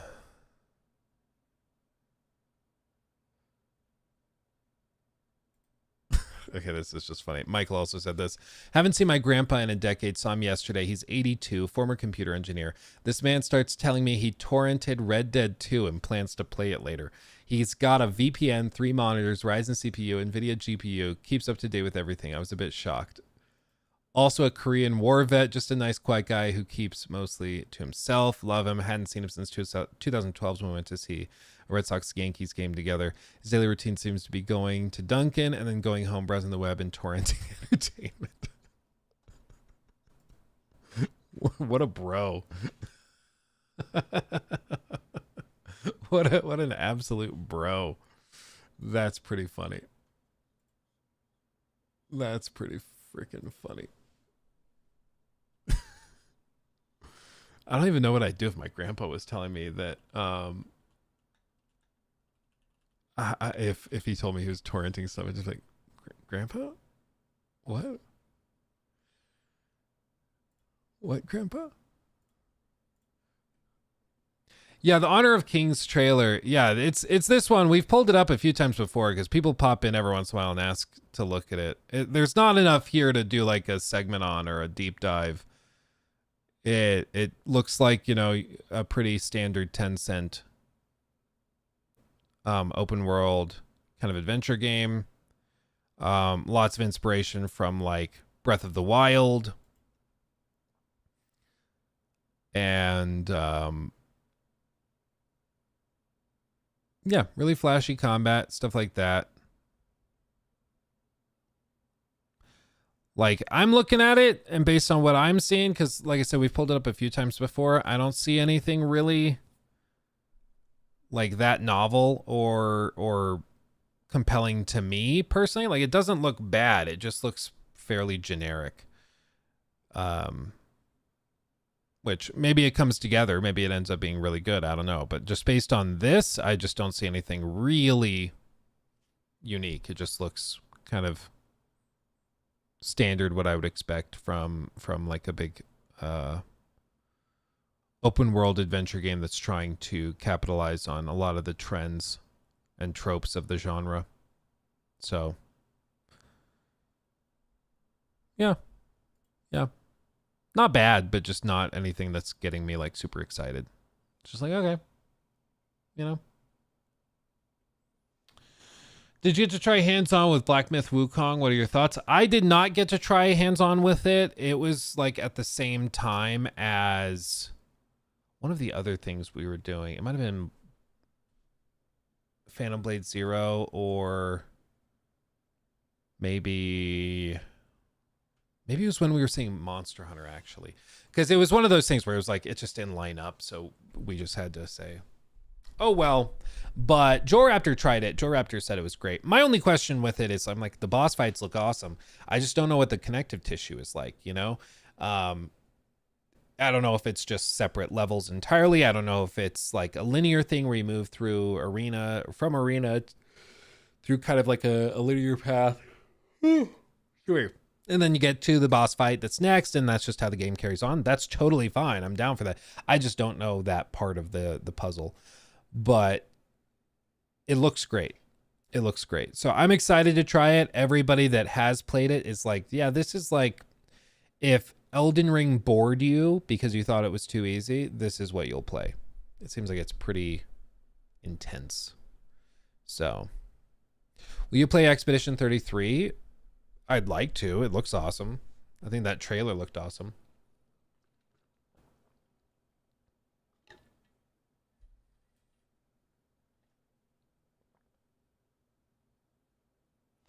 Beyond Good and Evil, please, is my favorite games ever. We were gonna do like a little deep dive on it. We might have like 6 months ago, a year ago, something like that on stream. I vaguely remember pulling up the old trailers and stuff. But we could do another deep dive into it just to check in on it. I don't have all the clips and stuff prepared, but we could do that maybe next stream, because I think it's, as a franchise, like at this point, it's pretty dormant. I think if you were to announce it or re-announce it again now, I don't think there'd be a lot of people that would be necessarily that. Like the new generation of gamers don't care. Like for them, they're just like, what? Okay, whatever. You know, I think a lot of people are just, if they know what it is, an announcement or a re-announcement will probably just be met with blank stares because it's like, yeah, we'll believe it when we see it because you said this last time and the time before that. So I don't think an announcement does anything. They just, like, seriously, what they need to do for that is just like shadow drop a demo out of nowhere. If they did that, that'd be pretty cool. That'd be pretty cool. But they got to do something like that. So, yeah. Why don't you play games on stream? We have in the past. Like, we played all of Suicide Squad on stream. We do it. It's just my streams are not... Like, I don't just sit here for 8 hours and then play games. And a lot of it is just because I have a lot of other stuff to do. And also... Whenever we pull up games, unless it's something that like just dropped, the view counts tend to tank. People instead seem to just prefer like segmented discussions of stuff, which is totally fine. I like talking to everybody. It's a little bit more involved than me just sitting here playing games, but I'm fine with that. So, yeah. Those models ain't gonna paint themselves. Yeah, exactly. I'm just so busy, guys. I'm just so busy. I don't have time. Don't have time. Okay. Should we do this? Should we go through the last half, the discussion over Starfield from Todd? Should we do that? Will I be playing Shadow of the Airtrans stream? Potentially. I mean, I'd like to. Any chance to play more of it, I'm down.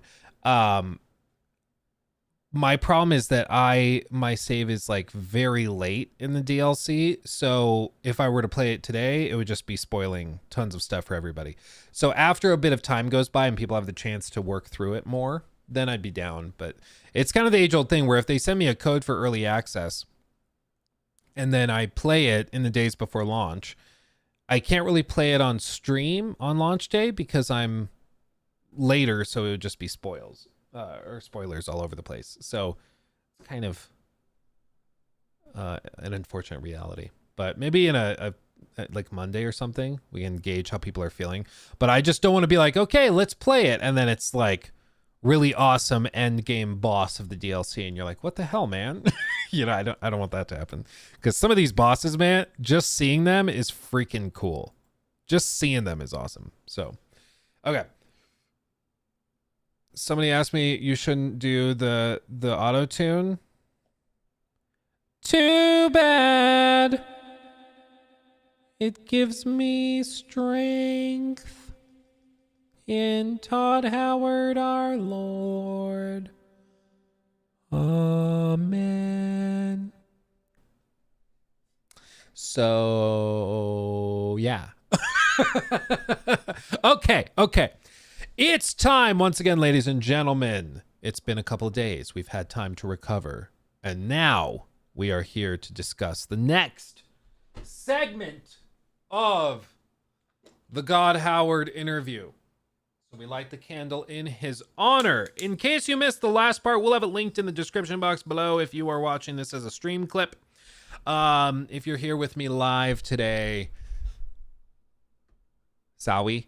But little recap. Last time we talked about this interview, we went through the first half of it where Todd talked about the future of Fallout and Elder Scrolls, and he kind of offered a broad overview on kind of what he sees to be happening there. Not a lot of breaking news, just kind of stuff we had heard before. It seems that he referenced a few times he's very protective over those franchises, doesn't want to just throw them about.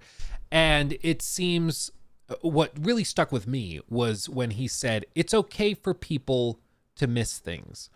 That to me, I think is one of the most important things he could have said, because that perfectly exemplifies, I think, Bethesda's strategy with a lot of this stuff. They don't need to release like Fallout 5 rushed or give Fallout to another team to do a spinoff like a Fallout New Vegas.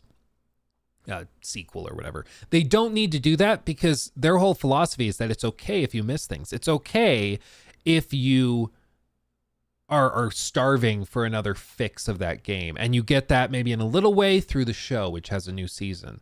Like, I think Todd is a master of harnessing hype and excitement, and that's really one of the key takeaways I think everybody should have from Todd, is that he is in many ways a master of his craft, and his craft is getting people excited for his games. He is very good at it, and I think even if you hate Todd, you got to admit he's good at that. Like, probably too good at that. A lot of people's frustrations with Todd is that they feel like he prioritizes that over the core game design and stuff. So I think at the very least you have to give him that.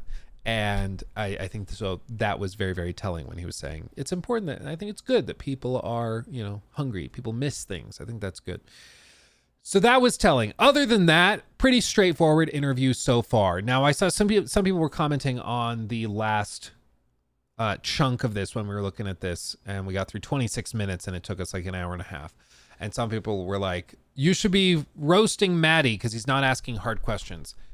We're 26 minutes into the interview. So if we get through this whole interview and he never asked a single like tough question, then yeah, we can talk about it at that point. But I don't want to spend a big chunk of time in the first half of looking at this interview complaining that he hasn't asked a question that he might ask later in the interview. So we'll give him a chance to ask those questions. And if he does, awesome. If he doesn't, then I'll be like, hey, Maddie, maybe ask Todd about quality control. Ask him about responding to critical feedback. Ask him about polish and bugs. Ask him about the technological restraints, how a lot of your fans feel like the creation engine is it's anathema. It's like a bad word. If you announce that Elder Scrolls 6 is on the creation engine 2 or 3, whatever number they put next to it, you better believe a lot of people are going to be like, oh God, like that's going to be the reaction. How do you respond to that? I hope he asks those questions. If I had to put money on it, I don't think he will, but I would love to be surprised. So let's find out together. And we're muted. Sorry. All right, let's move on to Starfield then, because we do have brand new information and DLC on that. I have many questions for that. So for starters, I want to start off with your guys' big June update here, where it's really to the games, at least from the player perspective, it seems like the two biggest updates where you guys have launched like big features into the game. And this was when you guys just at I want to say the top of this year, you can correct me if I'm wrong, or it was the end of last year, said like, hey, every 6 weeks or so, we'll have something for you. But these are two pretty sizable updates kind of going back to back. Is this what the cadence can look like moving forward for Starfield into the Shattered Space expansion and maybe even beyond it? Well, first, I think the cadence of things, I think it's going to differ depending on the update that we're doing and where our development lands. I think sometimes, look, you'll have some shorter gaps. Sometimes you'll have bigger gaps between bigger updates. Mm-hmm. And so these two just, they kind of lined up that way. And we really felt coming into the Xbox showcase, that was a really good moment to sort of launch the mod tools and the creations, even though it was, close to the maps and the gameplay options that we just did. But, those lined up really well for us dev-wise. But then, look, there'll probably be more of a gap after this. There'll be some bigger gaps next year as we look at, those big beats for kind of year 2 that we're planning. And so we'll make sure, hopefully, that we communicate that well to the audience so they kind of know. But I think that 6-week thing that you're referencing, I don't see that holding true. And I don't know that it's that helpful if we have something bigger planned to sort of space that out as long as we're letting everybody know. No, it totally makes sense. Yeah. Okay. Direct answer. I appreciate that. Has anybody tried any Starfield mods yet? I saw that the biggest ones that have been making the rounds are Star Wars mods. People are just going in there and throwing like big ass Star Wars creatures into certain planets, and they're then reskinning everything to just look like Star Wars. Honestly, kind of fun. I'm shocked there haven't been like lawsuits from Disney yet, because Disney seems to just love crushing dreams while claiming they make them. So I don't know how that's still a thing, but I guess we'll see.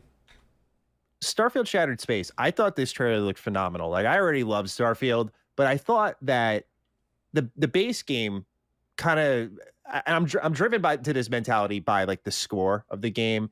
There was like a curiosity, a wonder, like what's out there? Go figure it out. Shattered Space kind of felt like, well, now you know what's out there, and it's not looking too good. So one thing that people have been wondering about with the time that Starfield was spent in development, and then it got that delay into late last year, is about how long this DLC, this expansion, has been cooking. How long have you guys been working on this one? Again, this goes back to like, it blows my mind for your team size in today's industry. You said 450, how much you guys get done. I know you have a lot of partners and whatnot, but it's so, I don't think people really understand how crazy it is what you guys are able to pull off. So how long has Shattered Space been in development for? Maybe this is just bubbles, but my impression is that a lot of people are baffled that Bethesda doesn't get more done. Like, granted, they're doing stuff, but like Todd said that they are 450 people. Yeah, they run Fallout 76. They have a team in Montreal that does their mobile games, but they have Bethesda Maryland or Rockville, whatever. And then they have Bethesda Austin and Bethesda Dallas. And then beyond that, they have other teams that, help them do whatever other stuff. But maybe this is just like my bubble versus Maddie's bubble. But I feel like a lot of people are just baffled that they can't do more. It's like they spend years and years developing Starfield, and they don't launch with maps for the cities. Like, that didn't amaze me. That I was left wondering, well, what have you been doing? Like, why wasn't that a priority? That seems amazing that didn't happen. Same thing with like the traversal on the planet's surface. It's like, that really not that fun. How did you guys not think of that? I don't know. Again, maybe it's just different bubbles. Maybe, I don't know. But I don't take that away. I'm like, yeah, you guys have 450 people.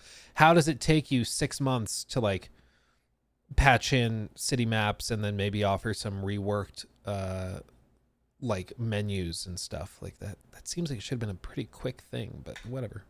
We started at like actual dev work when we finished Starfield. So early September, end of August, September last year. But we had, obviously talked about it. Here's what it's going to be. We had announced the name. Mm-hmm. I think when we announced the deluxe edition, premium edition of Starfield. But to your point, yeah, we are doing a lot. We kind of have 5 teams within the studio, both with obviously Starfield, Starfield, I'm going to guess Elder Scrolls 6, their mobile stuff, Fallout 76, and then they probably have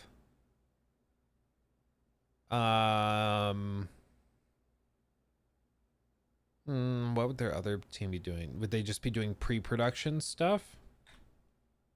Scrolls 6, we talked about the Fallout 76 work. We have a mobile team. Yeah. And then we have a team that handles kind of development partnerships and external development that we do along with other folks that help us like out. Producers and stuff. So, yeah, to your point, it is a lot, but Shattered Space, again, something we had planned for. And one of the things that, it's great to see everybody react to the trailer and the mood that we're trying to put out there.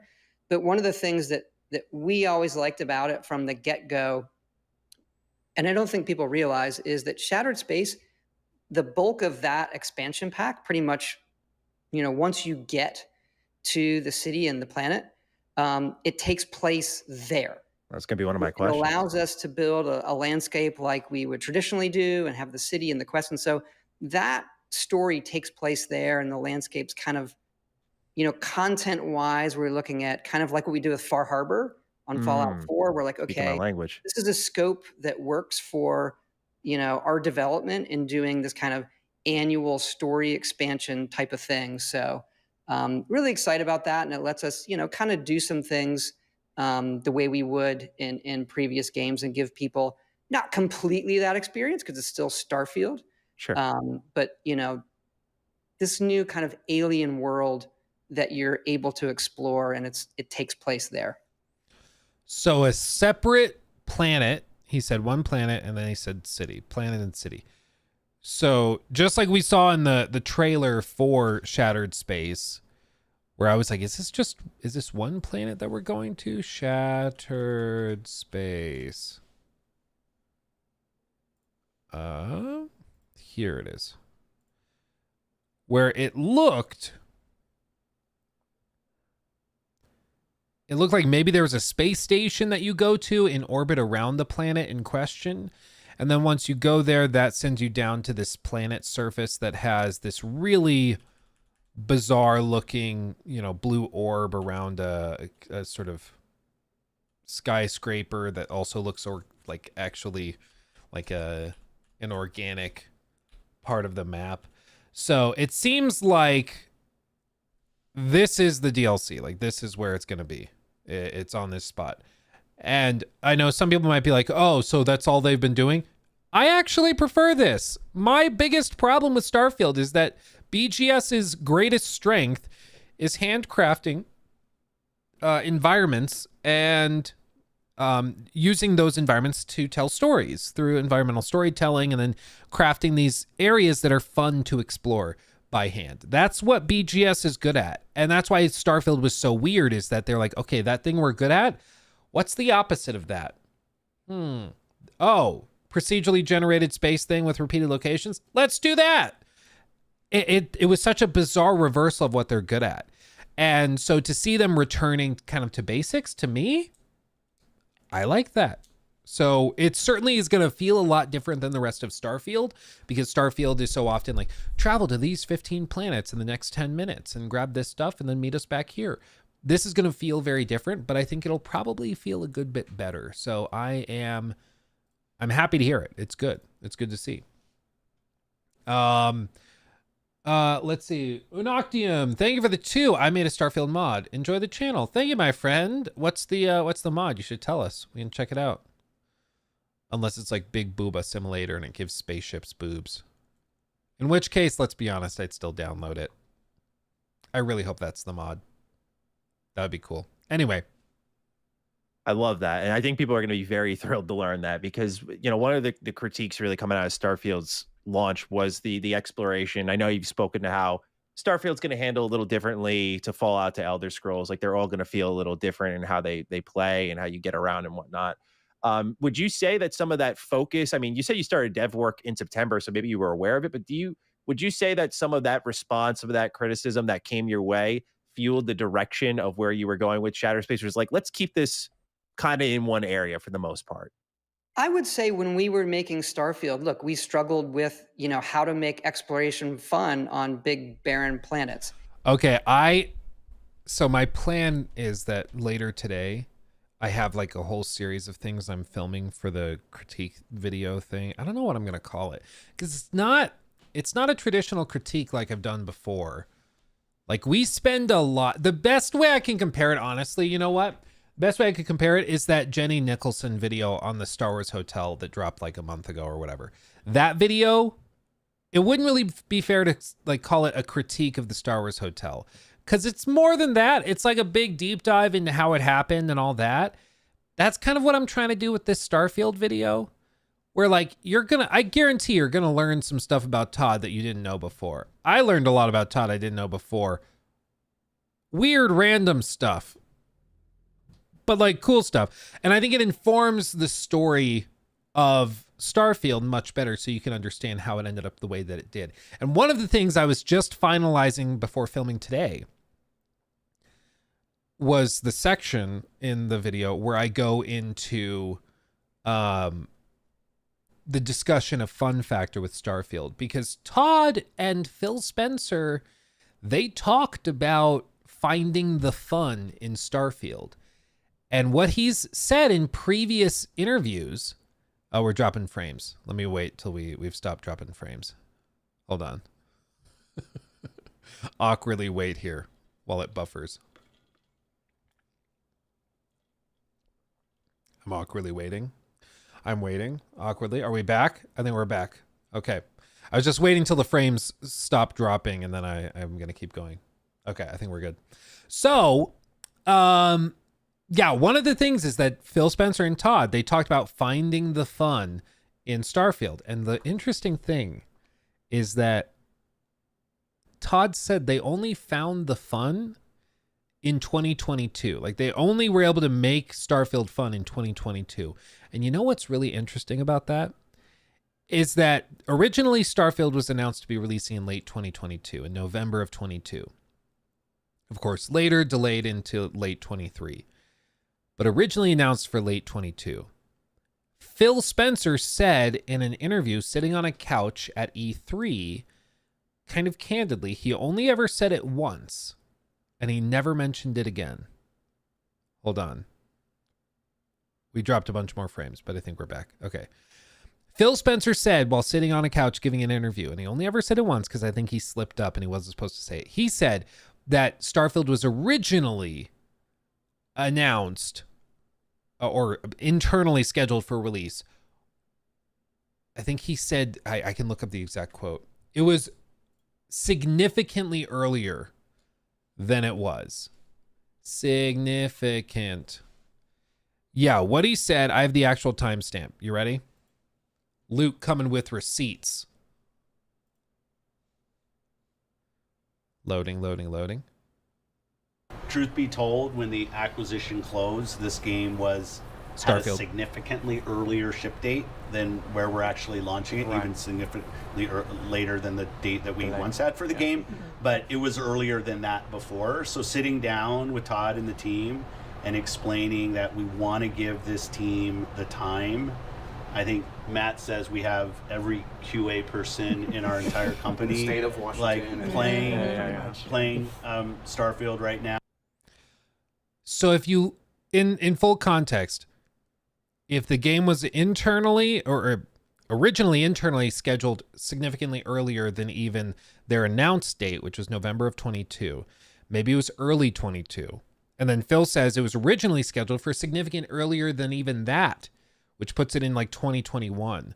So they originally, before Xbox bought out ZeniMax, they were internally thinking Starfield would probably launch a full 2 years earlier than it did. And a year before, Todd even admits it was fun, which is crazy. But like, this is why it's interesting when Todd says, you know, we struggled trying to figure out how to make exploration fun on big barren planets. He's not lying. They did struggle with that. He's talked about it a lot, and he stopped talking about it a little closer to launch because I think he realized it wasn't a great talking point. But it's a big thing. It's a big concerning thing to figure out how to make a game fun that's trying to toe the line between simulation and hard sci-fi and soft sci-fi. And they've let it slip a couple of times, you know, here and there, what they're trying to do, what they like, what their goals were, and what stuff worked and what didn't. But let's see what Todd says here. And we felt good with where we landed, knowing that it's not going to scratch the same itch for a lot of people that you would when you have a more bespoke landscape that you're exploring. So it was for us too. We know we wanted to build something like that and felt that this was the right way to go about it with something that had its own theme and tone that we could put, you know, on a planet. So I think one of the benefits of Starfield and its scope is it allows something like that within it while feeling natural. So it wasn't a reaction. It was our own reaction that we had as well. Yeah. Cool. Our own reaction. That's actually good. Means that they're aware of the same things. I mean, to do the DLC that's so antithetical to the premise of Starfield, not in a bad way, and to be clear, I think doing the DLC the way they're doing it is precisely what they should do. But I think it also shows that they understand maybe if we did like releasing 50 more procedurally generated planets with some new POIs and stuff as the DLC, that probably would not be that interesting or fun for players. What we're really good at is what we should focus on, and that's what they did. And so it seems like with Starfield, they really overstretched trying to do all this crazy stuff they'd never done before. And for the DLCs, they're kind of returning to what they know and what they're good at, and that's good to hear. Now, you mentioned annual expansions. So is that like the plan, like each year? Because you mentioned year 2 Starfield, each year is going to have like a new story expansion. Because I won't spoil it for anyone listening, so don't worry. But Starfield kind of ends in a spot where I think there's a full circle moment, but there's also like, I have some questions. And I think Shattered Space with Andreja like is answering some questions. So is the idea to continue to answer those questions in continuous years with expansions, not to lock you guys in too hard? I know things change, but would you say you're aiming to do like an annual story expansion every year? I would say we want to more or less, yeah. How long that continues? Hopefully a very long time, but we're planning for the one after this, so there will be another one. And I don't know that our goal is to answer every question. We sort of look at it and say, hey, what's a good angle? What do we want to add to the game as far as an experience or a tone or those kind of things, if that makes sense. Yeah, totally. Yeah. So beyond the story too, do these expansions add anything gameplay wise? Like I saw you guys are working on a vehicle, which is awesome. Talk about the vehicle, Todd. The vehicle so is excited awesome. for that. Yeah, I'm so excited for that. Yeah. But do you guys plan on adding any more gameplay mechanics or? So Todd saying the vehicle is awesome is also interesting to me. I'm actually going to clip this. Yeah. A vehicle, which is awesome. Expansions add anything gameplay wise? Like let me clip this. Share. Start at the timestamp. Okay, because I'm going to put this into the little critique. Okay. Because that whole thing about the rover. This is a revelation. Todd didn't want the vehicle initially. And he was pretty clear about that. Let me see. Rover.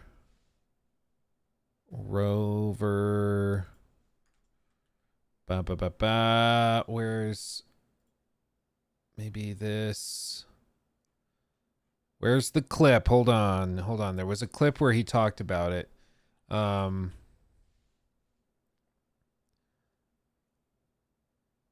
Let's see. Yeah, I think this is where.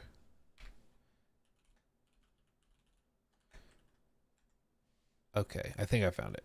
I think this is it.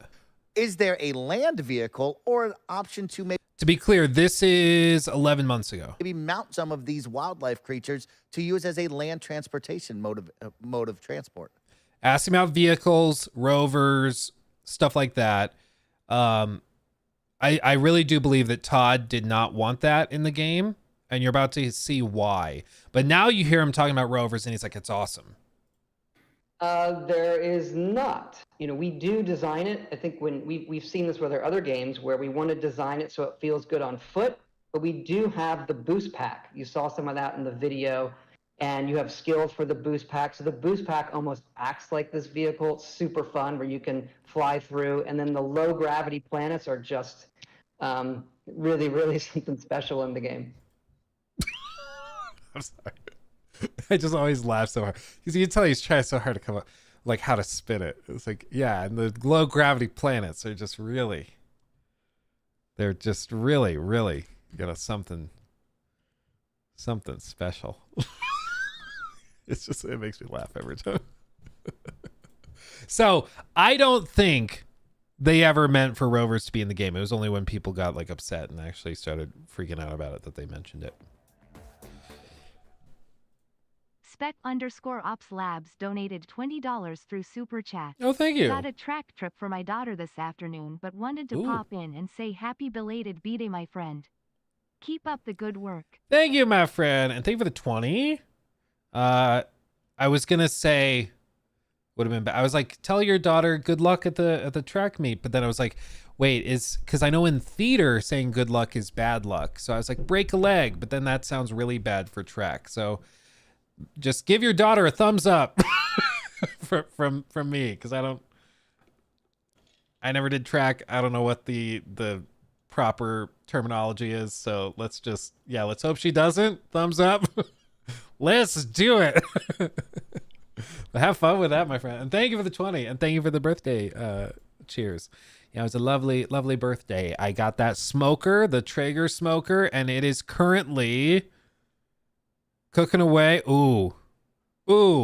My probe is at 147 degrees. Once it reaches 160, I gotta go in there and I gotta juice it up. It's gonna be good. Pulled pork, big old pork butt. Ooh, it's gonna be amazing. It's gonna be so good.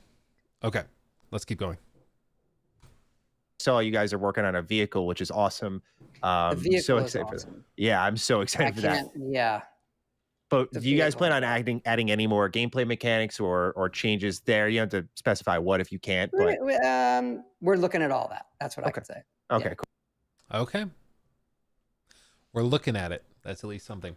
I think they would have stuck to their guns on the rover thing, but I think they realized it's necessary to make exploration more enjoyable. Well, it's the same thing with like the maps. I think that they didn't have city maps because they didn't want you to see how they didn't want to have maps for city or for planets that you visit because it was going to reveal that the maps are kind of empty. Like there's 3 things to go. And part of, I think the goal of Starfield was to encourage you to just wander into the distance and look for stuff on this big barren planet, which I can appreciate. My problem was just once you did that, you didn't find anything interesting. Because it wasn't continually procedural. It was just 3 procedural locations, usually 4 or 5 of them, maybe. And they're marked on your compass and you can go find them and that's it. But I think that they pulled back on that and pivoted off, decided to do it because they saw the overwhelming feedback. That was a big point of contention. So like, okay, we'll do the maps. And then with the rover thing, I get the impression that they were like, you know what? Honestly, I think people are right. Spending 10 minutes running in one straight direction, just running, is not actually that fun. So maybe we should find a different way to do it. There were ways to make it more fun. If they had like, say Death Stranding level simulation when traveling across the planet's surface to make actually navigating the planet more engaging and stimulate your brain a little bit more, that could help. Because sometimes it's just about keeping your little monkey brain's gears turning. If you can do that, then it doesn't feel like you just ran straight for 10 minutes. The problem with Starfield is that straight up, you'll just hold down W on the keyboard and then browse TikTok on your phone while they're just running to the next objective. And anytime a player is so bored that they're doing something like that, something's gone terribly wrong. So I'm glad that they're walking it back. But to be clear, this is a revelation Todd made after June of 2023, because in June of 2023, when speaking to Kind of Funny Games, he said, no, we designed it to be explored on foot like our other games. That clearly didn't work. Cool. Let's talk about creations, because it's something you did mention a little bit earlier, getting added into the Starfield June update. I want to start from the top and then we'll get into the actual creations themselves, because a lot of people, I feel, come at the creation engine, buggy, janky, et cetera, et cetera. And yes, that's true. I've always been just a staunch defender of it because I think some people fail to understand that it enables the things that they very much like about Bethesda Game Studios games, which is like the customization, the modability of it, and just the amazing content that comes from the community. Has the feedback ever come in hot enough where you guys have had conversations about switching engines before? Because this is something people were like, oh, why don't they make Elder Scrolls 6 on, something like Unreal Engine? And I'm like, I don't think that would make much sense for them with all the tech you guys have invested in and assets you have to use for your next game. But has that ever been a conversation like, wow, people don't like this engine for some reason, should we switch? Or has your faith in it been unshakable? Well, great question. It's a little bit of a softball, a little cushioned, but good question. My stance with this, as you guys have heard me say a bajillion times, is that I think you have to deal with the perception over the reality with a lot of these things.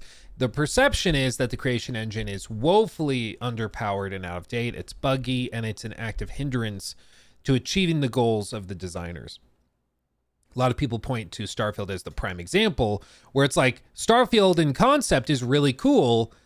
The creation engine is probably the worst tool set they could have used to make it, which is maybe not completely fair, but I get the sentiment. I understand what people are trying to say when they say that. Specifically because like the constant need for separate scenes, basically, that cannot be fixed. Like that is something in the engine, how it's written, it would require so much coding rewrites and stuff. It's ridiculous to make it so you could have like seamless planet exploration like No Man's Sky or Star Citizen to just circumnavigate a planet on your ship or whatever, or seamless space, you know, to ground navigation. That's just not really possible. And I think the reason people get upset about it is because knowing what the creation engine is capable of, they should not have made Starfield the way that they did. But they did anyways because they assumed that players would just be like, it's whatever. It's Bethesda. It's clunky, whatever. I think my point is that if they want to hold a candle to the competition in terms of production value, specifically with like graphics and scope and some of that cutting edge tech, the creation engine is just, it's a good bit behind what the competition is doing. And I don't even think that's a controversial thing to say.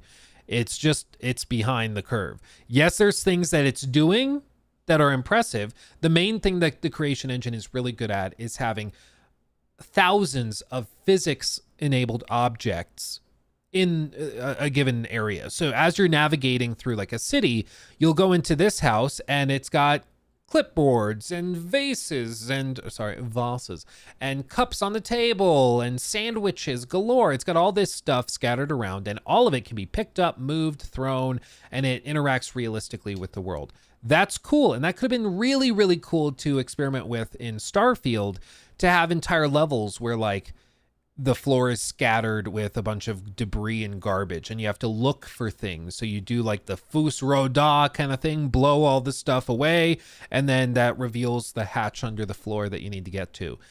Things like that would be really, really cool. But not once do they use that type of interactive level design in Starfield. It's always just press the button, open the door, go through the door. You know, it's very tame compared to what they could accomplish with it. So I understand the argument that the creation engine empowers some of the things people like most about Bethesda games, which is like mods and customization, stuff like that. But I also think that in the modern day, a lot of people also feel like it's holding them back and preventing them from doing other things that they would like just as much, if not more. More casual gamers, like I'd say the majority of my friend group, don't really mod. I have one friend that mods a crap ton of stuff. He just did a total overhaul of his version of Skyrim and is replaying that. But the rest of the friend group, they've played Fallout, Skyrim, whatever, and they like those games, but they never modded it. So I think there's a good chunk that mods and they keep these games going for a decade after they launch. But there's also a lot of people that just played the vanilla version of the game, have a great time, and would like that to be more cutting edge. It's a much broader group than like everybody mods and everybody does it that way. So I don't think it's as simple as that. But let's hear what Todd says about it. Potentially swapping engines. I can already tell you the answer is going to be no. Well, I would say every game we do, we want to push our technology. I think for what we do, having a custom engine is absolutely the best way to go, because what we do is so unique in the scale of what we do and the agency we give the players and how systemic so many things in the world are. And we keep pushing it and we keep pushing it. And so I cannot say enough about our tech team here and the technology stack and tools that they've given all of us to build at this scale at speed. You then see what it's done to our modding community, right? In terms of, hey, their ability to use it. And whenever we're making that tech, it's always part of our conversation here in the studio. Like, we love doing this. How do we get it out to other people so they can do it as well? And I think if you look at a lot of, I'll just say, top games out there, a lot of them have custom engines and custom tech stacks Mhm. for what they need to do. And so we're really no different there. We're always looking to push it. And, you know, I think if you're a game developer, you see a lot of that. And I think it's great that our coders here and everybody, you know, honored with a lot of, you know, awards as well over the last year at the GDC Award nomination for technology, at the BAFTAs, Nice. and et cetera. So we're really, really happy with where we got it for Starfield. But then obviously we know, like, hey, we look what else is out there. Where can we push it? Working with our other, you know, graphics partners across the industry. And hey, where are you going? Let's work on stuff together and push it wherever we can. On that, Yeah, I don't think they're changing engines. I guarantee you when they announce Elder Scrolls 6 and they showcase it, a lot of people will be pretty underwhelmed because that's just how this seems to go. Does that mean it's a bad game? No. Could be an amazing game. I just don't think it's going to blow people away in the same way it could have. Because again, like, it seems like each release, BGS and the creation engine, ends up another like 4 or 5 years behind the rest of the industry. So back in like 2006, there were clips from E3 2006 where people were saying, wow, Oblivion, one of the best looking games graphically at the entire show. Of all the games shown in 2006 at E3, like, BGS was the graphical leader. That's crazy to think of nowadays, but that's where they were in 2006, and it feels like 2008. It then took another step back a little bit. Maybe they were a few months behind the competition, but not terrible. It was pretty good for 2008. And then Skyrim comes out, and it looks pretty good. It's not like cutting-edge cinematics or anything, but pretty good for an open world. Certainly acceptable. Fallout 4 comes out, and it feels a good bit behind. Still not ugly, but compared to like The Witcher 3, which launched a few months before it, Witcher 3 was a much more impressive game visually. And then Fallout 76, a good bit outdated compared to the competition. And then Starfield, I think, feels even more outdated in comparison to other big open world RPGs and stuff. So by the time we get the Elder Scrolls 6, I think it's going to feel pretty rough in comparison. And all those core things about the creation engine will still hold true.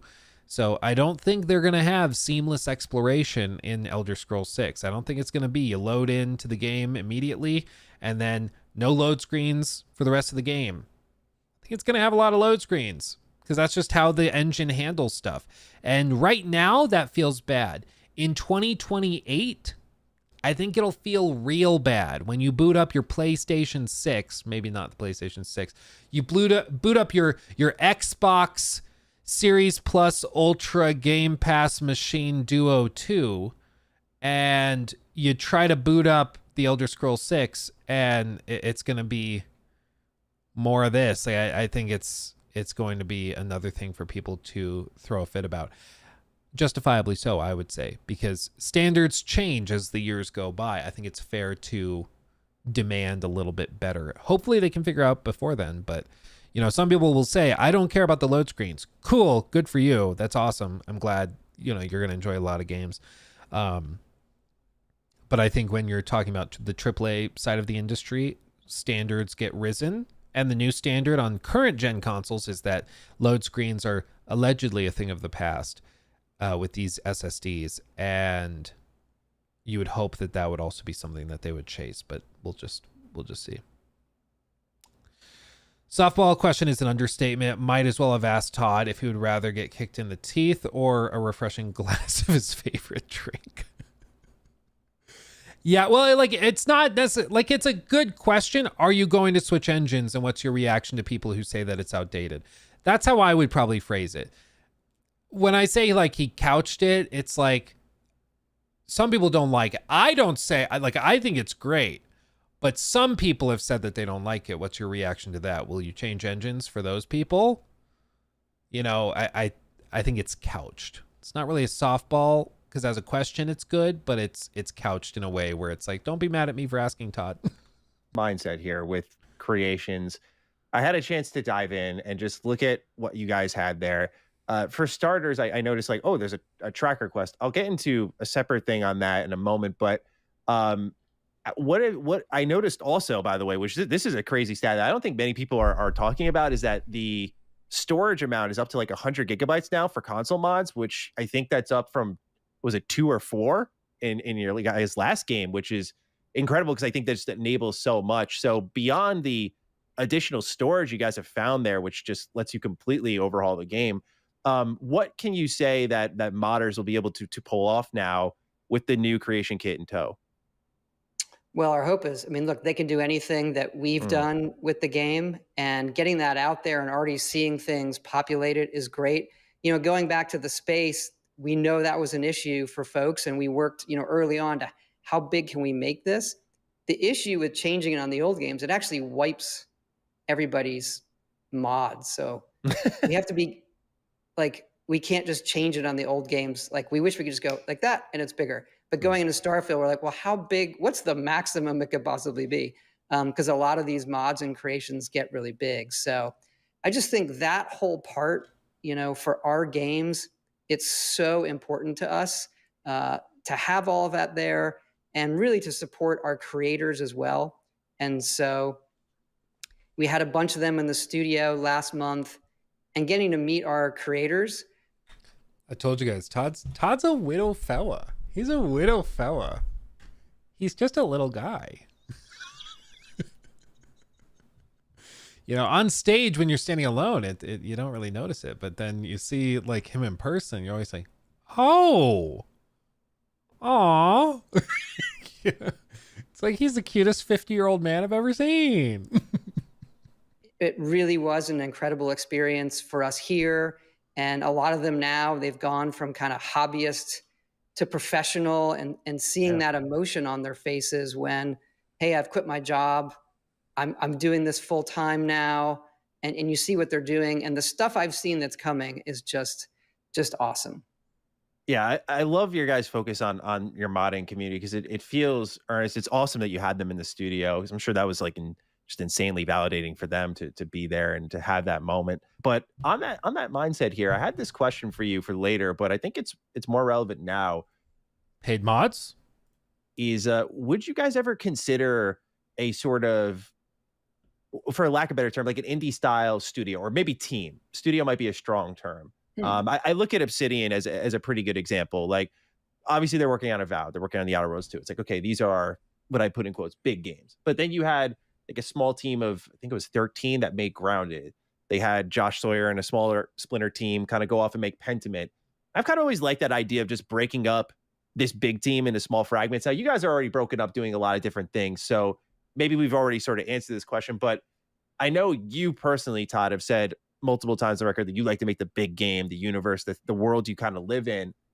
But what about beyond that? Have you ever considered about smaller teams, indie style studio, indie style projects, kind of trying to, you know, fuel the mid-tier project, if you will, just because I'm noticing more and more that these smaller games, these mid-sized games are kind of carrying, not carrying, I should say, but they're really pushing the industry forward as well.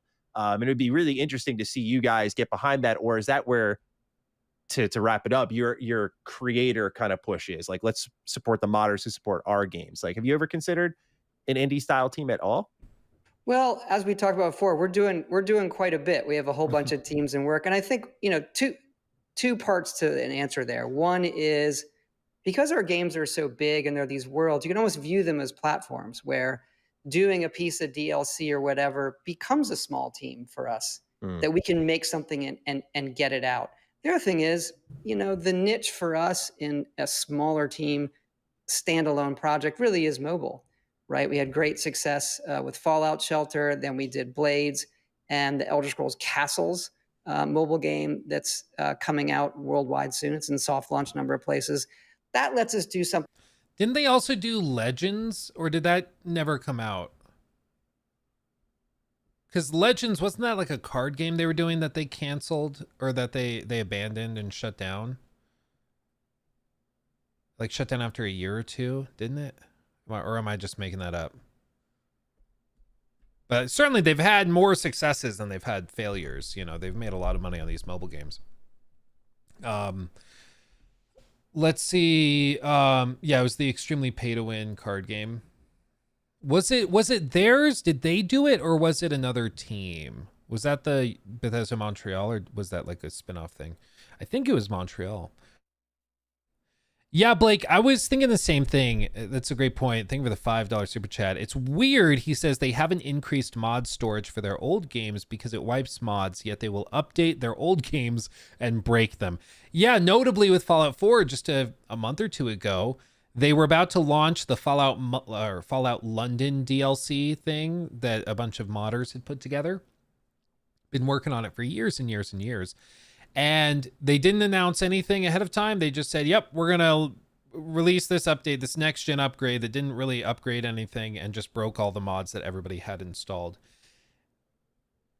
It's like, well, you guys, so you don't want to increase mod storage size because it'll break mods or it'll delete mods that people have, but then you also are okay with just wiping, like, what? Okay. Yeah, it's a little weird. It's a little weird. Seems to be a bit of a contradiction. Something where it's a separate game. We're kind of being able to get something out there in a different fashion. Okay. Because I have all these different ideas for like a smaller, let's say, hypothetical Fallout game or something like that. But that wouldn't be, this goes back to what we talked about at the top, right? It's about, not checking that box in that list or hitting that cadence. It's about kind of doing it right when, things just come together. So, but for example, let's say you had an idea for a smaller Fallout experience. It's better for us to say, okay, how do we do that and get it out in Fallout 76? Right. Okay. And so if you view these things as kind of platforms for those experiences, we have the ability to do that. We kind of do it now, but just kind of in that way. No, that's a perfect answer. That totally brings it into frame. Perfect answer. God, I love you, Todd. Yeah. I get what he's saying. Fallout 76, Fallout 4, these are big platforms. So why release a standalone thing when you can just do it that way? And again, the other piece, going back to the first half of the interview, when he said it's okay for people to miss stuff. It's okay to have stuff that you don't announce or that's not a standalone release, that you tie together into something else so that the heart grows fonder the more time goes by.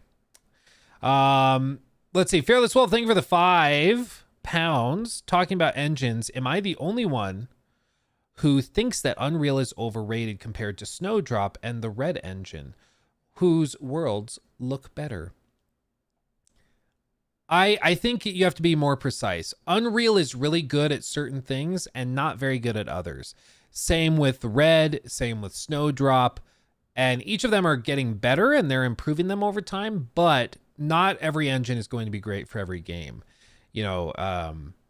There's been problems in previous years with Unreal Engine handling certain very specific situations in games where it might be really good at third-person adventure games, but when you try to build in a big RPG, it starts to really struggle because it just doesn't have the scripting tools necessary to be successful with it. In the same way, like Snowdrop, or Frostbite rather, Frostbite is a really, really good engine for shooters, but when it comes to RPGs and stuff, it really struggled with Andromeda. Now it seems to have been improved a lot. They're using it for the new Dragon Age game, and it looks very good. It seems to run really well. In the hour demo I saw, ridiculously polished, so I'm confident that has seen major improvements and stuff. But yeah, not every engine is going to be great for every situation, and that's absolutely true. And that's why for Todd to say, hey, Creation Engine's really good for what we want to do, cool. My point is that I think if that were actually how they're navigating these decisions, if they're trying to be like, what is Creation Engine good at? Let's make sure that we're designing the game around the tools. That's one thing. But it seems that with Starfield, they decided they wanted to do Starfield, and then they tried to bend the Creation Engine into making that work, and it just didn't really work. It just didn't really work that great. Sticking with this kind of community-driven content, I just had to ask, because when I was in the Creation Store, I saw, for example, there was a ship module that was $10. I know you don't go in there and personally set the prices yourself. Paid mods. This is again, maybe it's worth just noting. I understand if you're talking to your idol well, let me be clear. I don't know if Todd is Maddie's idol, but it's certainly somebody he respects a lot. When you're talking to somebody you respect a lot, I'm sure it's tough to ask very direct, pointed, somewhat awkward questions, such as, hey, these paid mods are hilariously expensive for what they are. I mean, you're talking about a skin for a character and you're charging $10, bro. Like, what's up with that? I understand we want to support creators, but why haven't you disclosed how much of this goes to the mod creator? What's Bethesda's split? Why isn't there an option to tip the mod creator, where you can actually just throw $5 to the mod creator? All these things, like, it's tough to ask very, very direct questions to somebody you respect a lot, which I can understand. But once, like, now that I've heard how often there's like the start of a direct question and then there's like a little bit of couching, like, don't be mad at me, just some people are saying this, and I get that you're not the one setting price. Like, you can't really unhear it. For example, there was a ship module that was $10. I know you don't go in there and personally set the prices yourself.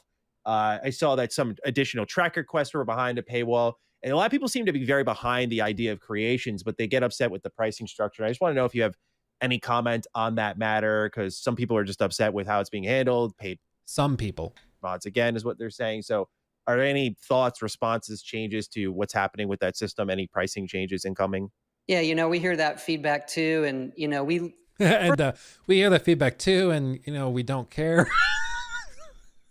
First of all, I say that stuff gets priced based on things that we've done before, both in Creation Club and then Fallout 76, and we're always trying to be kind of looking at what else is out there, really make sure we're giving value to everybody, and where we're not, hey, we definitely will adjust. The one thing I want to say on the Trackers Alliance, that was really an attempt to something we did in Creation Club, where we'd say, hey, you get this special outfit and you get this special weapon. We kind of wanted to put them together, and then thought, let's go the extra mile and wrap those around a quest. But now we definitely see the feedback, right? And it's like not what we want at all, in terms of, oh no, this looks like a faction that we're chopping up and then selling for 700 credits at a time. And so I do think we're going to take a look at that and how we deliver content, like that, and whether we're changing pricing or breaking it up, or what we should do there. So great feedback from the community. The one thing I'll say, we see the feedback, and a lot of people kind of, oh no, they're charging for mods. Like, as it comes to... Is he going to say that it's paying the modders? Then why don't you disclose how much money you guys make off of it, Todd? Particularly the creators out there. Yep. What'd I tell you? Look, our view is that a lot of them have gone from hobbyists to professionals, and it's part of our job to make sure they can do that, and that they do get paid, and they see the monetary rewards from if they make awesome content. And so we had a great experience with Creation Club with our creators, and then the version we're doing now that first launched in Skyrim, everyone's just responded to really, really well. And I think it's important for us, that part of it gives us a really healthy modding community, right? Where you do have professionals, and we've seen their content kind of rise all boats in it, but you'll still have, literally millions of free creations there. And we look across the games that we've done, they've literally done like billions of downloads of mods. And it's super important to us that all of that stays really, really healthy. We think it's a big fabric of who we are as a studio, how we talk about modding, what our community is there, and just make sure that we're active and making sure it's as good as it possibly can be for really everybody involved. Obviously the players, and then the creators. And don't you dare ask me that question again, Maddie. How dare you? Oh no, my soundbite's gone. Oh, I was going to play the "Who do you think you are? I am" clip, but it's gone. Anyway. Yeah, I would push back a little bit, just because it's like, don't get me wrong, Todd. As a businessman myself, I appreciate... Oh, should I do this? As a businessman myself, I appreciate what you've done. You found a way to get microtransactions without having to do any of the work yourself. That's fantastic. I applaud you. And I'm sure many other executives are very jealous of what you've managed to do here. My question is, you're deflecting the criticism by saying it's helping the modders. That doesn't answer the question for the community, and it's also not clear how much the modders are actually benefiting from the exorbitant prices.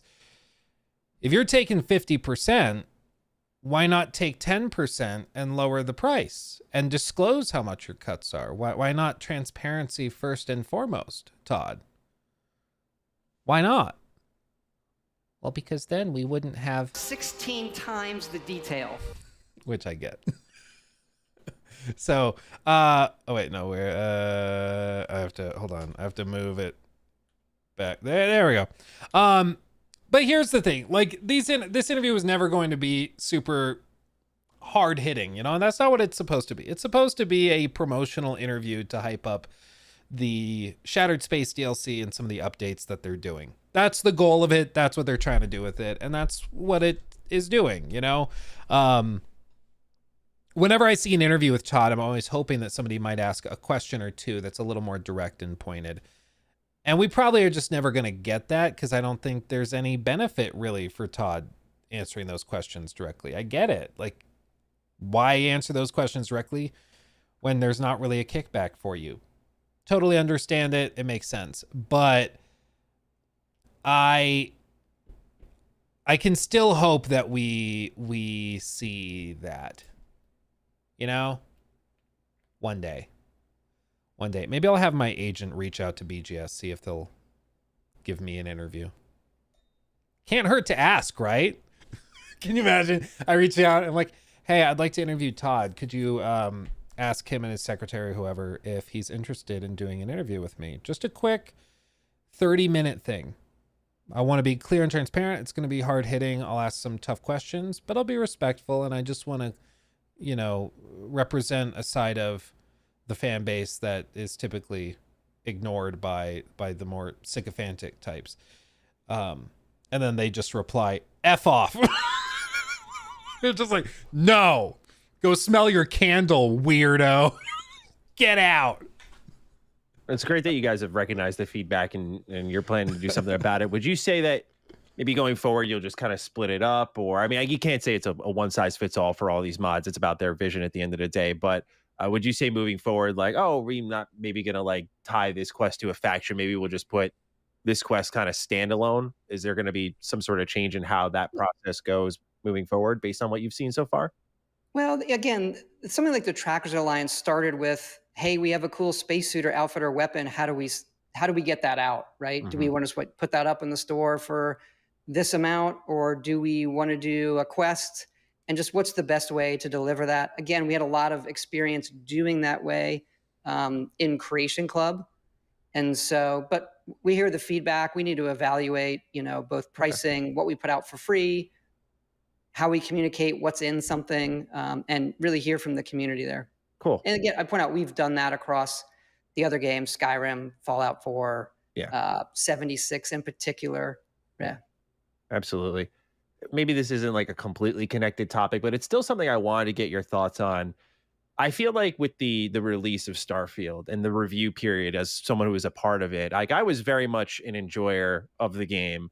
And I understand some of the criticisms that came its way, but I look at moments maybe less like that period where Starfield's reviews were coming out and it kind of felt like it was starting to snowball a little bit, and more like Fallout Season 1. You guys put out, alongside the team at Kilter Films and Amazon, this really great show. And I mean, I'm sorry, as someone who's like a skeptic, I was like, this blew my, it was so good. I gotta tell you, dude, it was so good that I literally had imposter syndrome. I was like, this is that friggin' good, man. Like I said to my fiance, I was like, I want to make something that makes someone feel that way one day, because that was like incredible. So to me, as a major Fallout fan who had skepticism stepping in, I thought you guys just blew the expectations out of the water. And I felt like what started to come from that, and you can still pick and choose how much you pay attention to it, is like, well, Bethesda hates New Vegas. Like that was the kind of narrative come from that season of the TV show. And I just want to get into the mentality of not just you, but the studio. And if this affects anyone at all, I think it's really good that there's this back and forth between like, well, we're. So is the question, does the negativity affect the studio? Is that? I'm trying to track the question. I'm not really sure. Doing here, me and you, creator, developer. Warcross, good for you, my friend. Welcome, welcome. But also like the fans can give their feedback and they can be heard more than ever now with like social media and stuff, like as they gather. But I've noticed that a lot of the feedback has become less about the game and more personal and sometimes making things up that I don't think are entirely true. And I'm just, you've said before, like we really do read it all.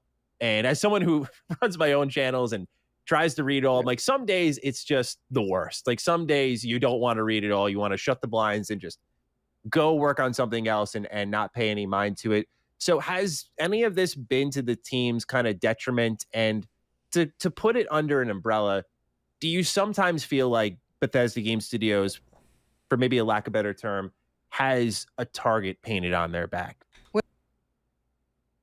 Well, that dick Luke, he never shuts up. No, I mean, the question assumes that the criticism is unfair, which is unfair. Like, it's a false premise. I did a collaboration with Maddie like middle of last year where basically we just had a conversation. People had been saying I was too negative towards the game, especially on the Reddit. People on the Starfield subreddit do not like me. It's pretty funny. It's pretty funny. But they, like, people were saying I was being too negative and too skeptical and critical. And so I did a collaboration with Maddie, who was more of a defender of the game. And I thought it was a really interesting collab because we were able to just talk about it very plainly. And basically the conversation just whittled down to, I said, I'm not willing to give them the benefit of the doubt on these promises they're making that like the Creation Engine 2 is a huge upgrade or that Starfield's exploration is going to be that good or that engaging. I'm not willing to give them the benefit of the doubt on that stuff because the last thing they did with Fallout 76 was like borderline criminal to how terrible it was and how horribly that launched. And Maddie said, well, I am willing to give them the benefit of the doubt because I think that they've, done a lot of work to improve it. And I think they've come a long way. And I think that was a fluke. And it was just two differing opinions. And I think it was an interesting and productive discussion. But that being said, like, I think that those reactions from people are born out of valid frustrations. And again, it's perception versus reality. The perception is that Starfield is out of date, is just not very good.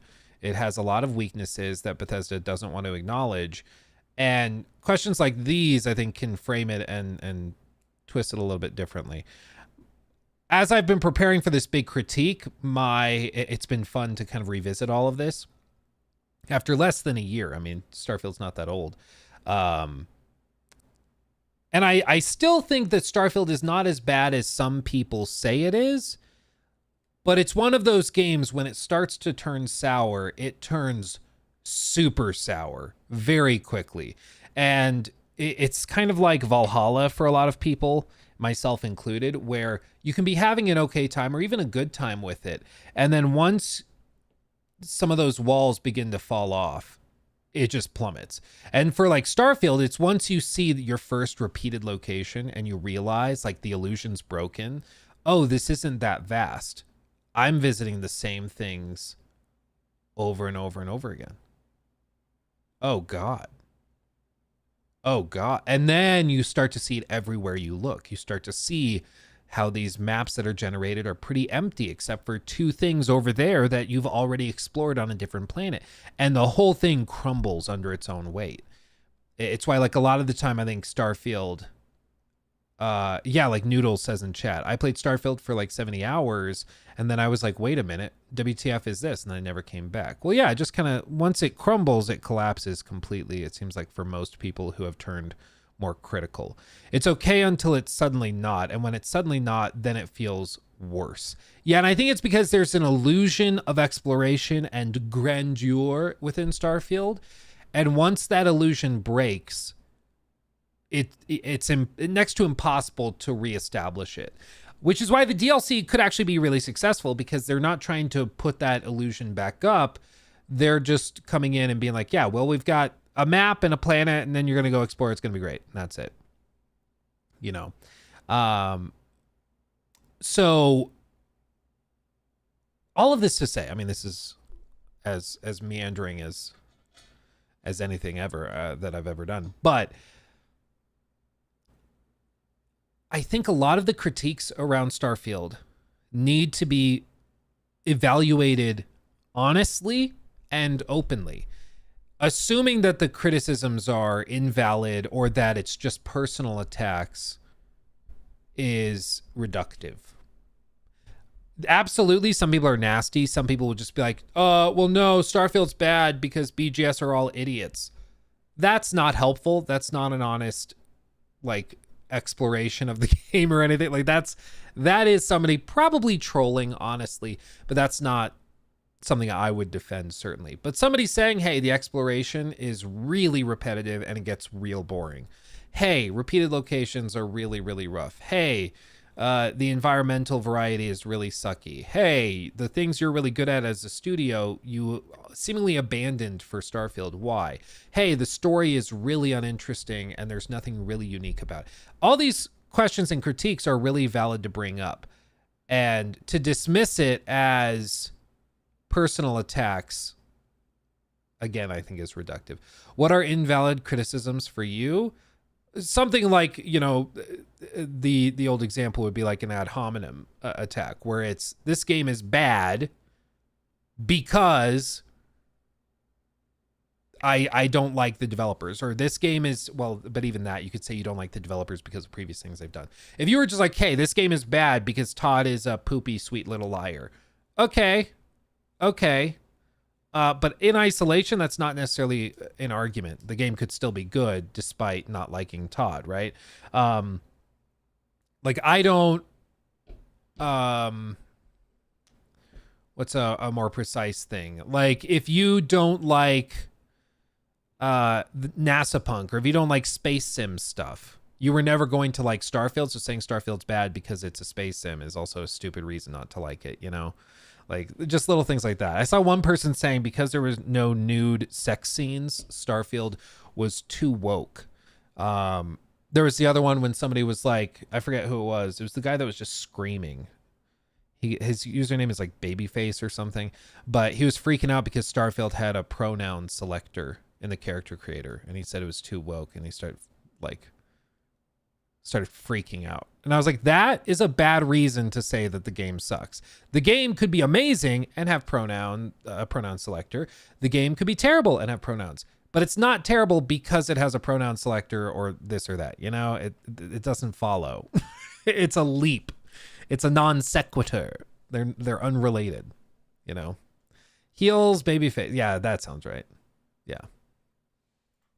Well, anyway, all that to say, some critiques against Todd and the team, absolutely ridiculous and invalid, and those should not be taken seriously. If somebody's memeing and joking a little bit and you know, clowning on Todd just a bit, he's a multimillionaire. He can handle it. You know, he'll be fine. But if you're attacking the team, then yeah, like, chill. Daddy, chill. Just stop. But I think a lot of the critiques around Starfield are valid and are not personal attacks. Personally. Criticisms can be perfectly valid, but you can't deny that the dogpile/hate train videos get views. Yeah, they do get views. I think, you know, it appeals to a certain, like, part of our monkey brains when we all hop on a dog pile together. But it also works on the flip side in terms of hype. Starfield hype videos did millions and millions of views for like a year and a half, 2 years in the build up to the game's launch. And those people, that hyped the game up so much led to some of the fiercest critics of the game now who are looking at the game and are like, this isn't anything like it was hyped up to be. When, to be fair, Todd didn't do a lot of the hyping up. It was other people that were making speculation videos and videos hyping people up saying, well, no, the Creation Engine 2 is going to be a huge improvement. It's going to be amazing. It's going to be like Phantom Liberty on steroids, you know, and it just wasn't. It just wasn't. And because the hype, it ended up, I think, leading people down a path that then they got really, really pissed off. They were led down. Adriano, thank you for the $10 or 10. It just says 10R. I don't know what that currency is, but thank you for the super chat, my friend. Appreciate you. Starfield is shallow, but can be some enjoyment if you shut your mind down for the procedural. But the weapons, man, what are those things? If you have some idea of how ballistics work, you can't unsee it. What are those? Yeah, well, there is I've used this term before. It's junk food games. There are some games that you just kind of flip your brain off and you're not going to get any substance, like really substantial nutrients from it. You just shut your brain off and you go through it and have a good time.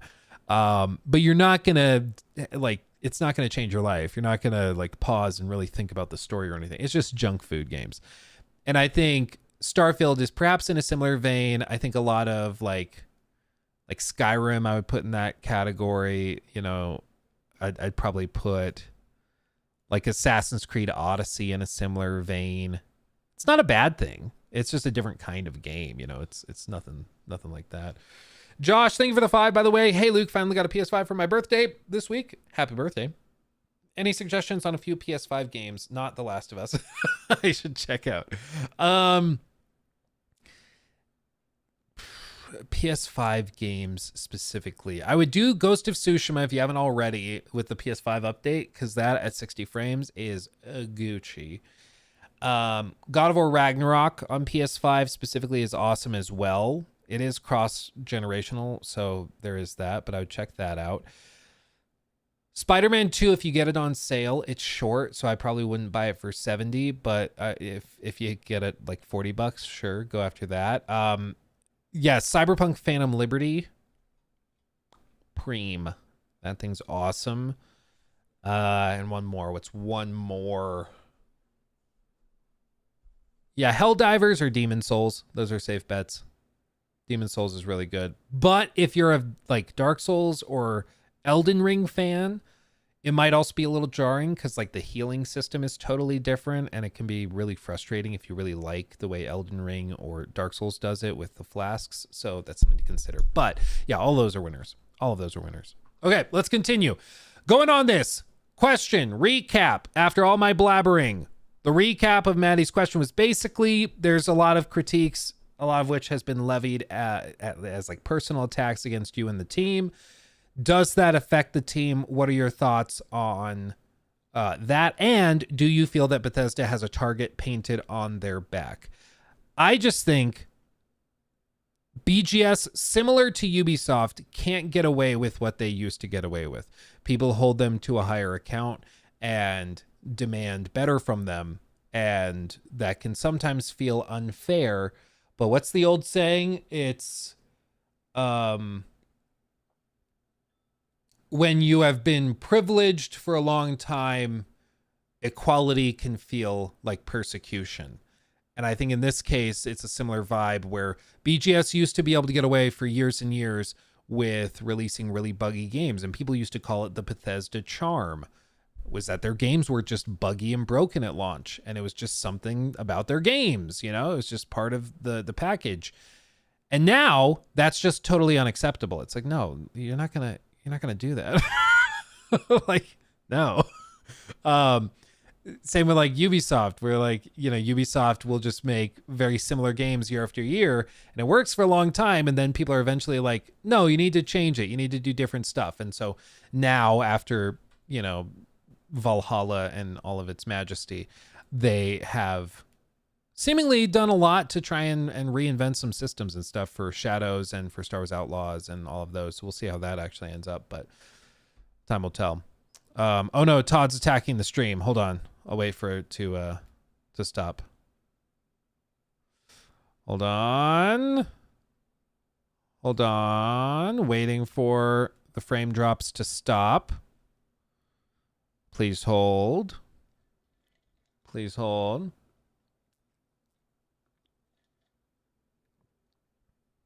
Okay. I think we're back. Okay. Sorry. Lots of frame drops. Todd got angry. Started attacking the stream. Okay. We're back. Damn you, Todd. 16 times The frame detail. drops. Okay.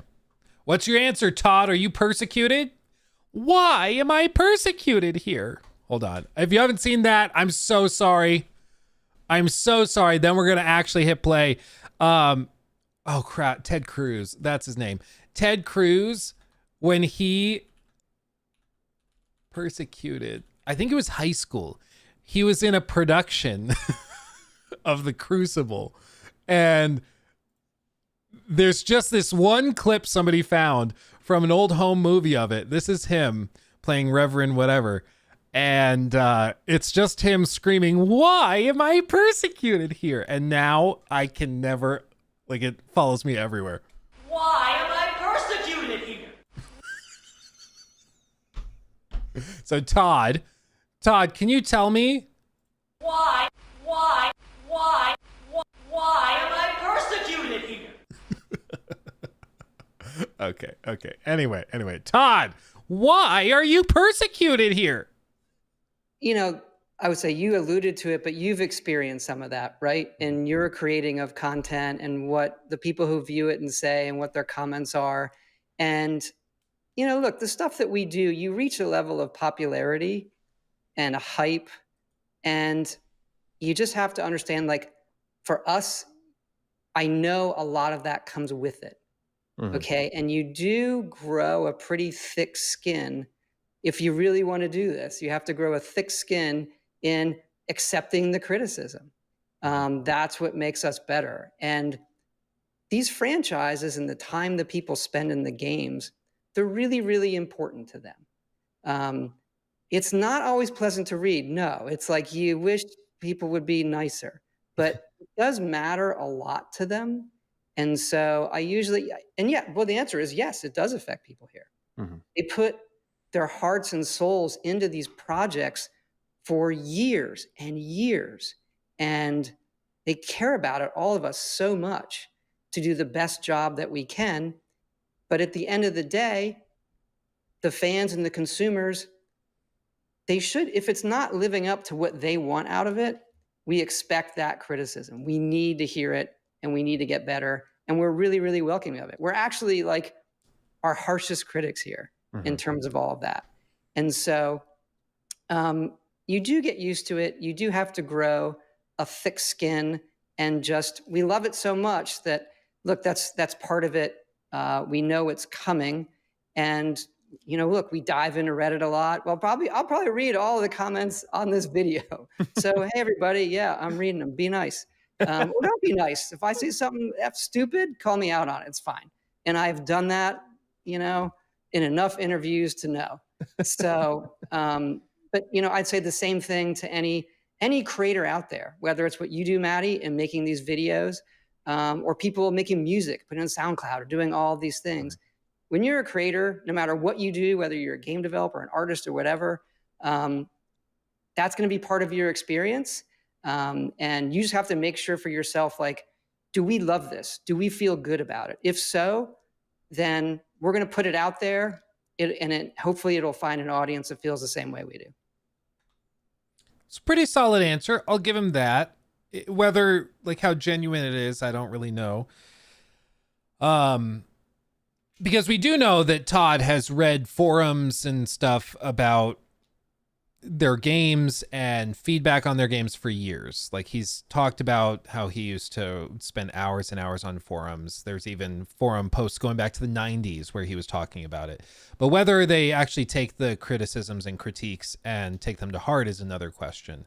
And it's the same thing with, like, making YouTube videos, whatever else. Sometimes you get very valid criticisms and critiques that it's like, okay, yeah, no, that's a really good point. We should figure that out. And, you know, like one thing, people with these React videos that we've done on this Luke Stevens live channel, a lot of people were like, hey, I feel like reactions are not really transformative. It's not really original. You're just watching something somebody else did and trying to run with that. That's not cool. And I'm like, yeah, I agree. I think that there are ways where reaction videos can be just, they just kind of straight up copy what the original video was. The old example are the big streamers who will get up from their chairs and go make lunch for 20 minutes and they'll leave somebody else's YouTube video playing on stream. And they still are monetizing that time all the way. They might even upload it as a stream clip and highlight and make YouTube revenue off of it, where the original video is 20 minutes long and their reaction is 20 minutes and 30 seconds. And the only reason it's an extra 30 seconds is because of the random pauses to go as they eat their slop.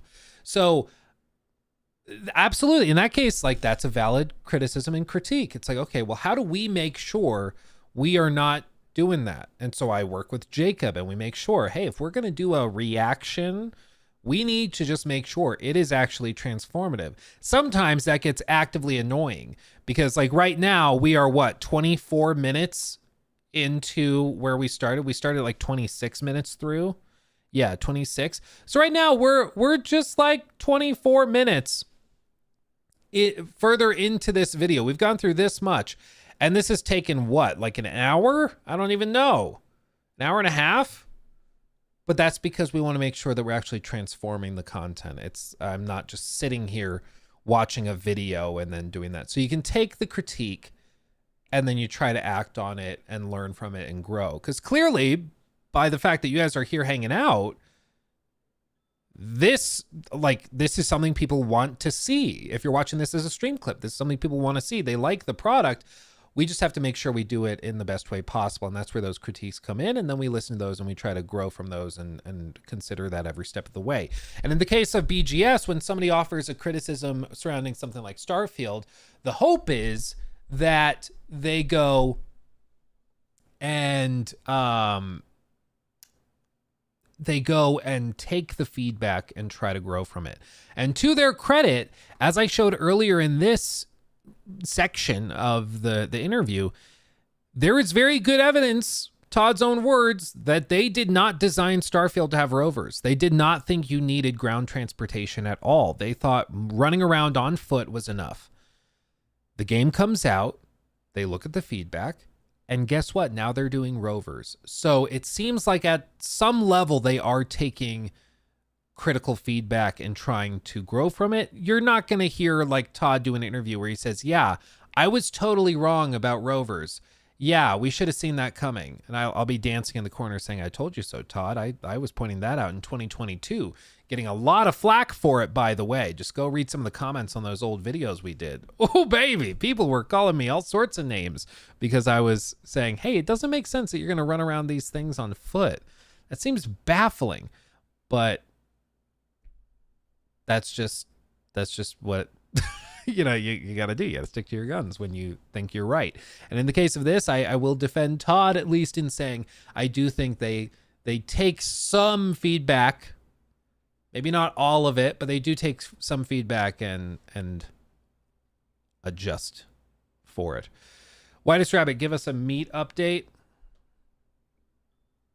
Out of context, that probably sounds really weird. Ooh! We're actually there. We're at 162. So I'm going to have to go and do the next step here in a few minutes. So we got to wrap this up, I guess. And then as for, let's see, as for Ash, thank you for the super chat. I played Fallout 4 for the first time because of the show. The settlement system is surprisingly deep. I don't even care about my lost son. Exactly, Ash. That's the weird thing about Fallout 4. The most fun you can have is when you don't take the story seriously at all, which is really funny. But like, if you just tune out the story, you can have a really good time with it. There's another one. I saw a mod somebody did where it's like the alternative start mod. There's a few of them, but one of the alternative start mods goes in and like basically gives you they rewrite the whole Sean storyline. So you basically start just as a wanderer in the wastes, and you can freely explore, and then you can start like you basically, I think the one I saw was you go into the vault, you can find vault 111, and then you go in and you can find the body and basically a recording of the baby being taken. And then that can kickstart basically a quest for you if you want to go help try and find the baby. But it's also timestamped so you can see the baby was taken a long time ago. So you kind of get out of the urgency of it if you don't want to drop everything.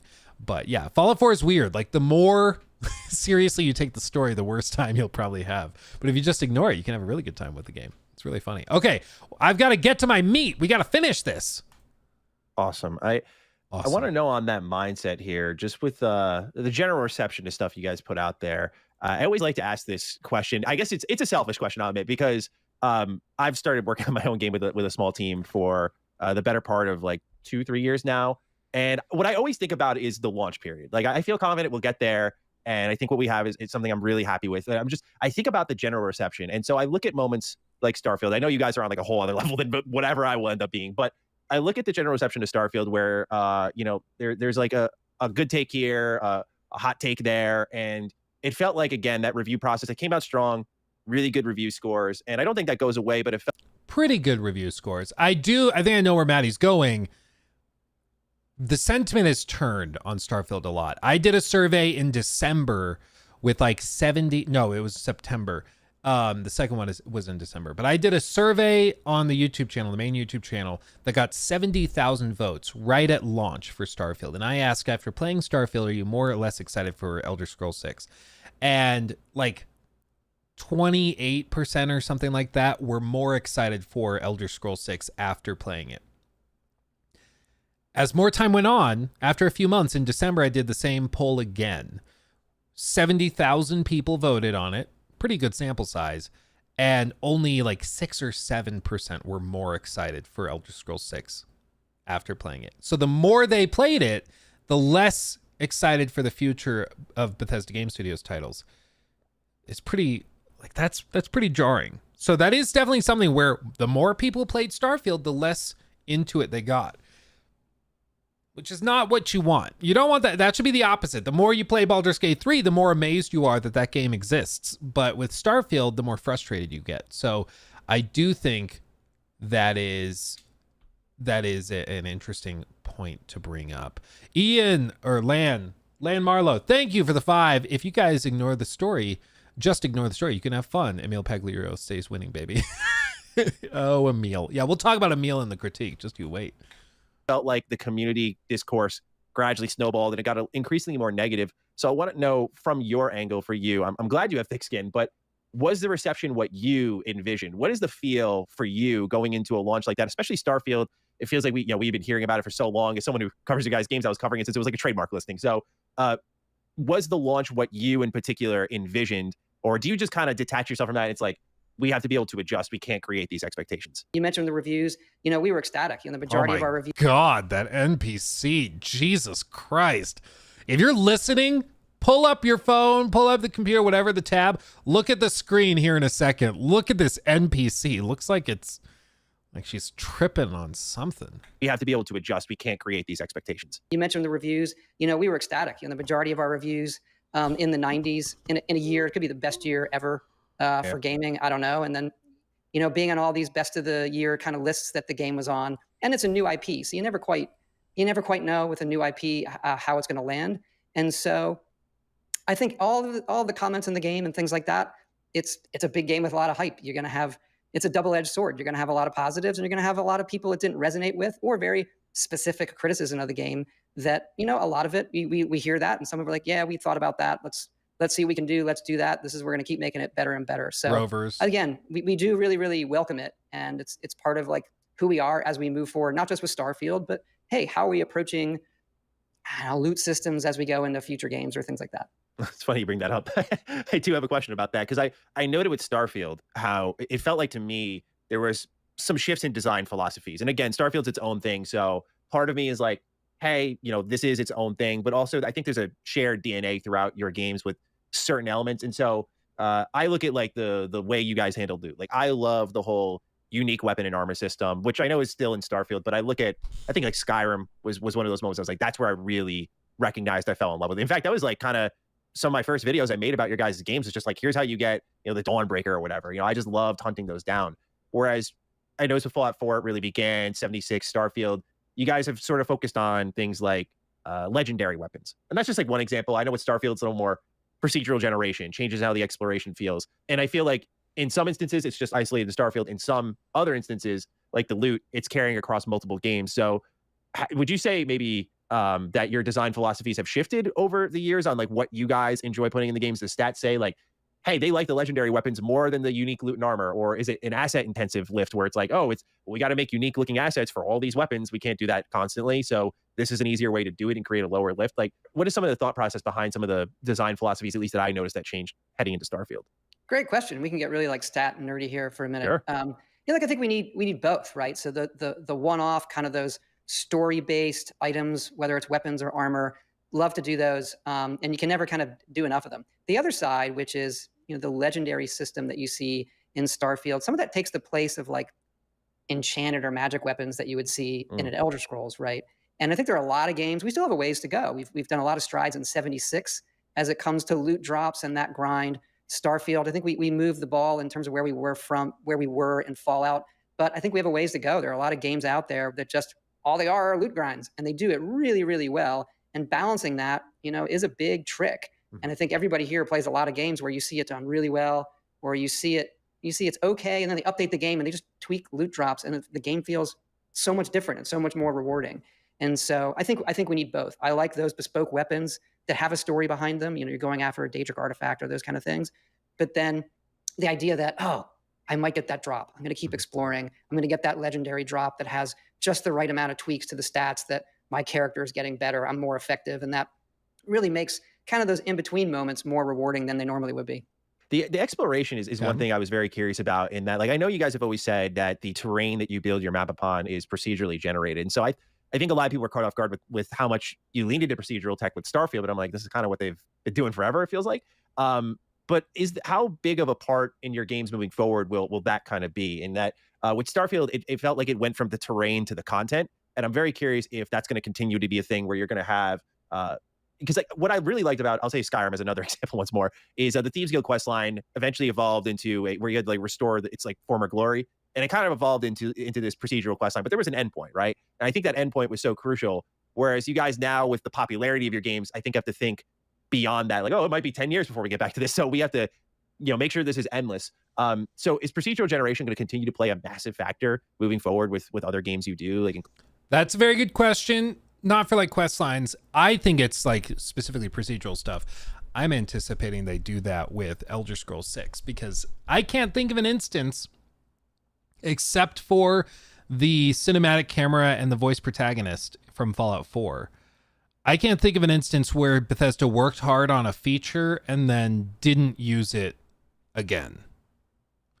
Like, they almost always bring everything from their last game forward and then add a couple more things here and there. Like, even the base building was just reworked into the ship customization and everything from there. Like, it all follows through. It's very iterative. So I'm wondering if he's going to say this.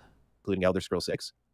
I wouldn't say massive. It's always been a tool in our toolbox. For a game like Starfield, we had to sort of take it all the way and evolving that technology to do planets, to put all that content around.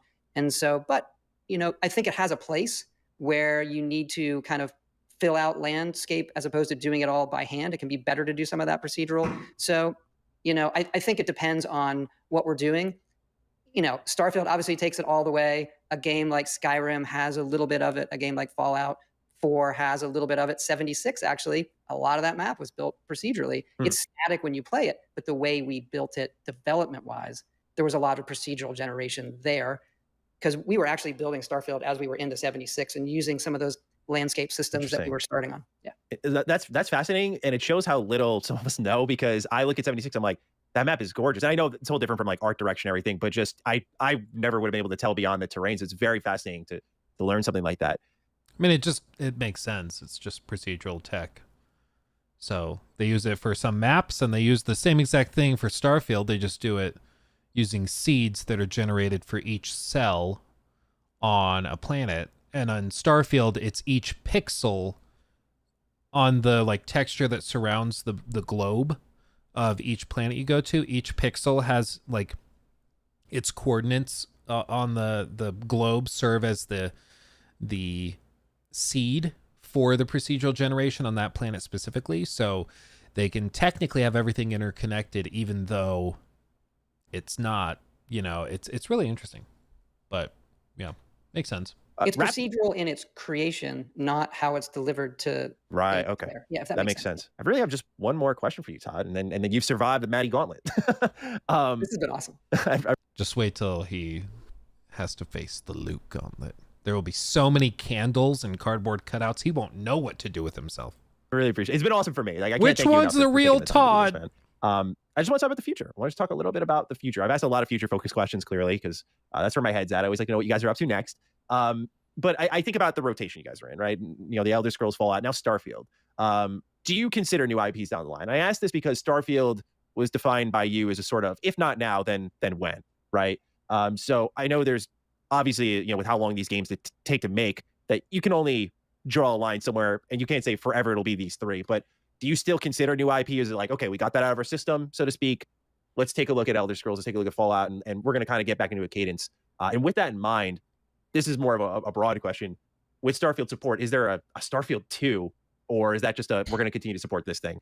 I know it's a bold question, but yeah, I would say we have our hands full right now, as we've talked about, and just making sure that we're like really nurturing each of those franchises. We have now 3, you know, big franchises. Yeah. To have Starfield be there, you know, it's 14 million players, and that's the average playtime is still over 40 hours a player. It's just like a staggering amount of time in game. And so taking care of each of those franchises and all those players we talked about, we have our hands full right now, and just hope to do the best that we can across the studio for all of it. And we understand, like, hey, people are going to have to wait sometimes till we get some of these big things out. And we just hope, you know, we hope it's worth the wait and everybody loves the games as much as we've loved making them. Absolutely. That's all I got for you, man. Again, this was awesome. Yeah, seriously, thank you so much. Obviously, for me, I know we've chatted before, but just to have the opportunity to do this, I can't thank you and the team of Bethesda enough to let this even happen. You know, it means a lot because I know I have strong opinions, so I know sometimes I feel like that walls off opportunities. So just know I will forever appreciate this moment you've given me just to have some time to pick your brain. And so again, thank you so much for your time, Todd. I really do appreciate it. Nah, ditto. I love this. Like I said, I watch a lot of your videos. I'll click it, Maddie, depending on the face you're making and like your Mr. So I've heard. People are starting to tease me a little bit. So I'm really curious what this one's going to be. And so really, hey man, congrats to you. Like, we've all followed your career here. And when this opportunity came up, I'd be like, yeah, I would love to talk to Maddie. And look, I think you've called it fairly on our stuff. And so we listen to that and appreciate it. And congrats, you know, for your channel and everything that you've done as well. Thank you. I appreciate it. Well, I'll let you go, Todd. You've given me plenty of your time today. Ladies and gentlemen, thank you for tuning in. To anyone who's watching this, if you've tuned in, you've likely made this whole thing possible. So just thank you. So to wrap all this up, overall, I think the interview was what it was trying to be, which is a piece that's supposed to get Bethesda fans excited for Shattered Space and the other stuff they're doing. I don't know. He did ask some direct questions, like with the paid mods and stuff, but it was certainly couched a good bit. And a lot of time when discussing like feedback around Starfield, it's always, some people have said this hypothetically, maybe, sort of, kind of. So there was always, you know, it's always a little cushioned, but I wouldn't expect much else from a PR interview, which is effectively what this is. It's not meant to be hard hitting. Like, if I were to ever get the chance to interview Todd, like, yeah, I'd probably have a prerequisite condition that, like, hey, I want to be able to ask whatever I want. I'm not going to be like a dick and like show up and be like, Todd, what would be like a really dickish question? Just be like, so you're kind of a con artist. What's going, like, I wouldn't say anything like that. We wouldn't be total jerks. But I'd have it as a prerequisite that I want to be able to ask what I want to ask, and I want to be able to ask tough questions. I want to ask you about Fallout 76's launch. I want to ask you questions about the hype cycle, about misconstrued truths, or maybe stretching the truth a little bit to make the game sound more exciting. I want to ask you questions about that, and maybe put this Todd's sweet little lies thing to bed. Maybe you can address it really clearly. And if he's willing to talk about that stuff, great. If not, I can't really blame him because the risk reward equation is not great for that type of interview. But I think in this context, the interview was about what you probably could have gone into it expecting. Not a whole lot of breaking news or anything, but a good time, and certainly one of the best interviews I've ever seen Todd do. And I do want to give Maddie credit for that. I've seen a lot of Todd interviews over the years and also in the last however many months preparing for this big Starfield video. And a lot of the time it just comes off as marketing crap, like like pitch the marketing thing, and then he goes on a spiel about how amazing their games are. And in this case, there was a lot of discussion over critiques, criticisms, future of franchises and stuff like that, developmental processes and things like that, which is always cool to hear about. But certainly not like, super hard hitting or crushing, but I don't think it was ever going to be that.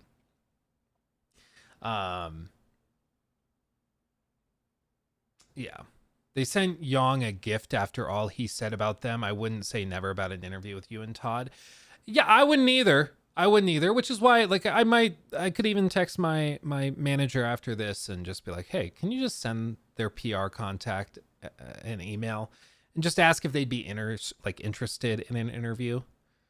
Just ask. Like, worst case scenario, they say no, whatever, if they had a really honest conversation, I think it would help.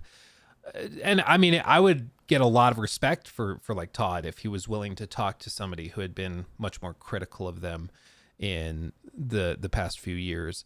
But time will tell. But we can try. I'll try reaching out because again, worst case scenario, they just say no. But as for all of this, I think the interview was pretty solid. Some interesting questions asked.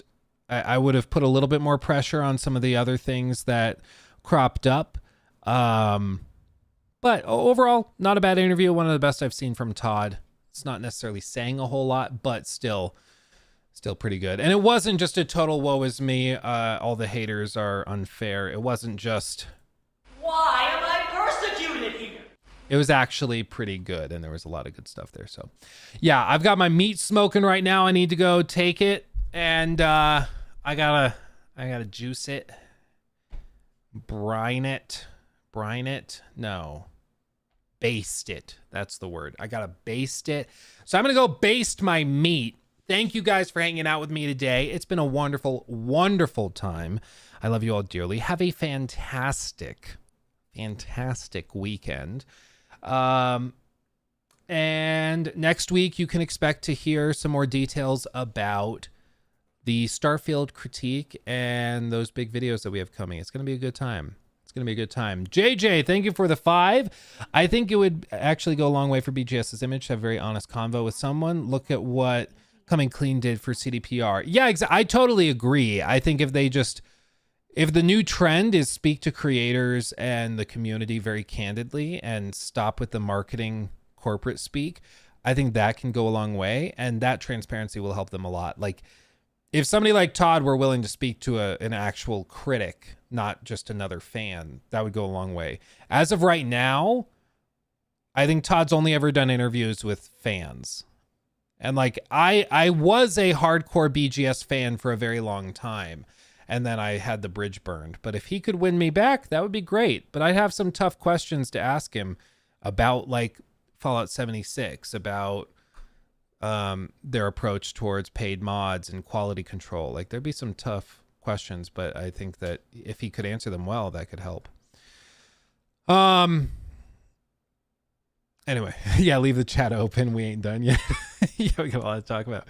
Anyway, I do actually have to go. Thanks for hanging with me. I love you all desperately. Have a great weekend. I'll see you on Monday. Hugs and kisses. Bye-bye. Go watch the new video on Elden Ring. Bye.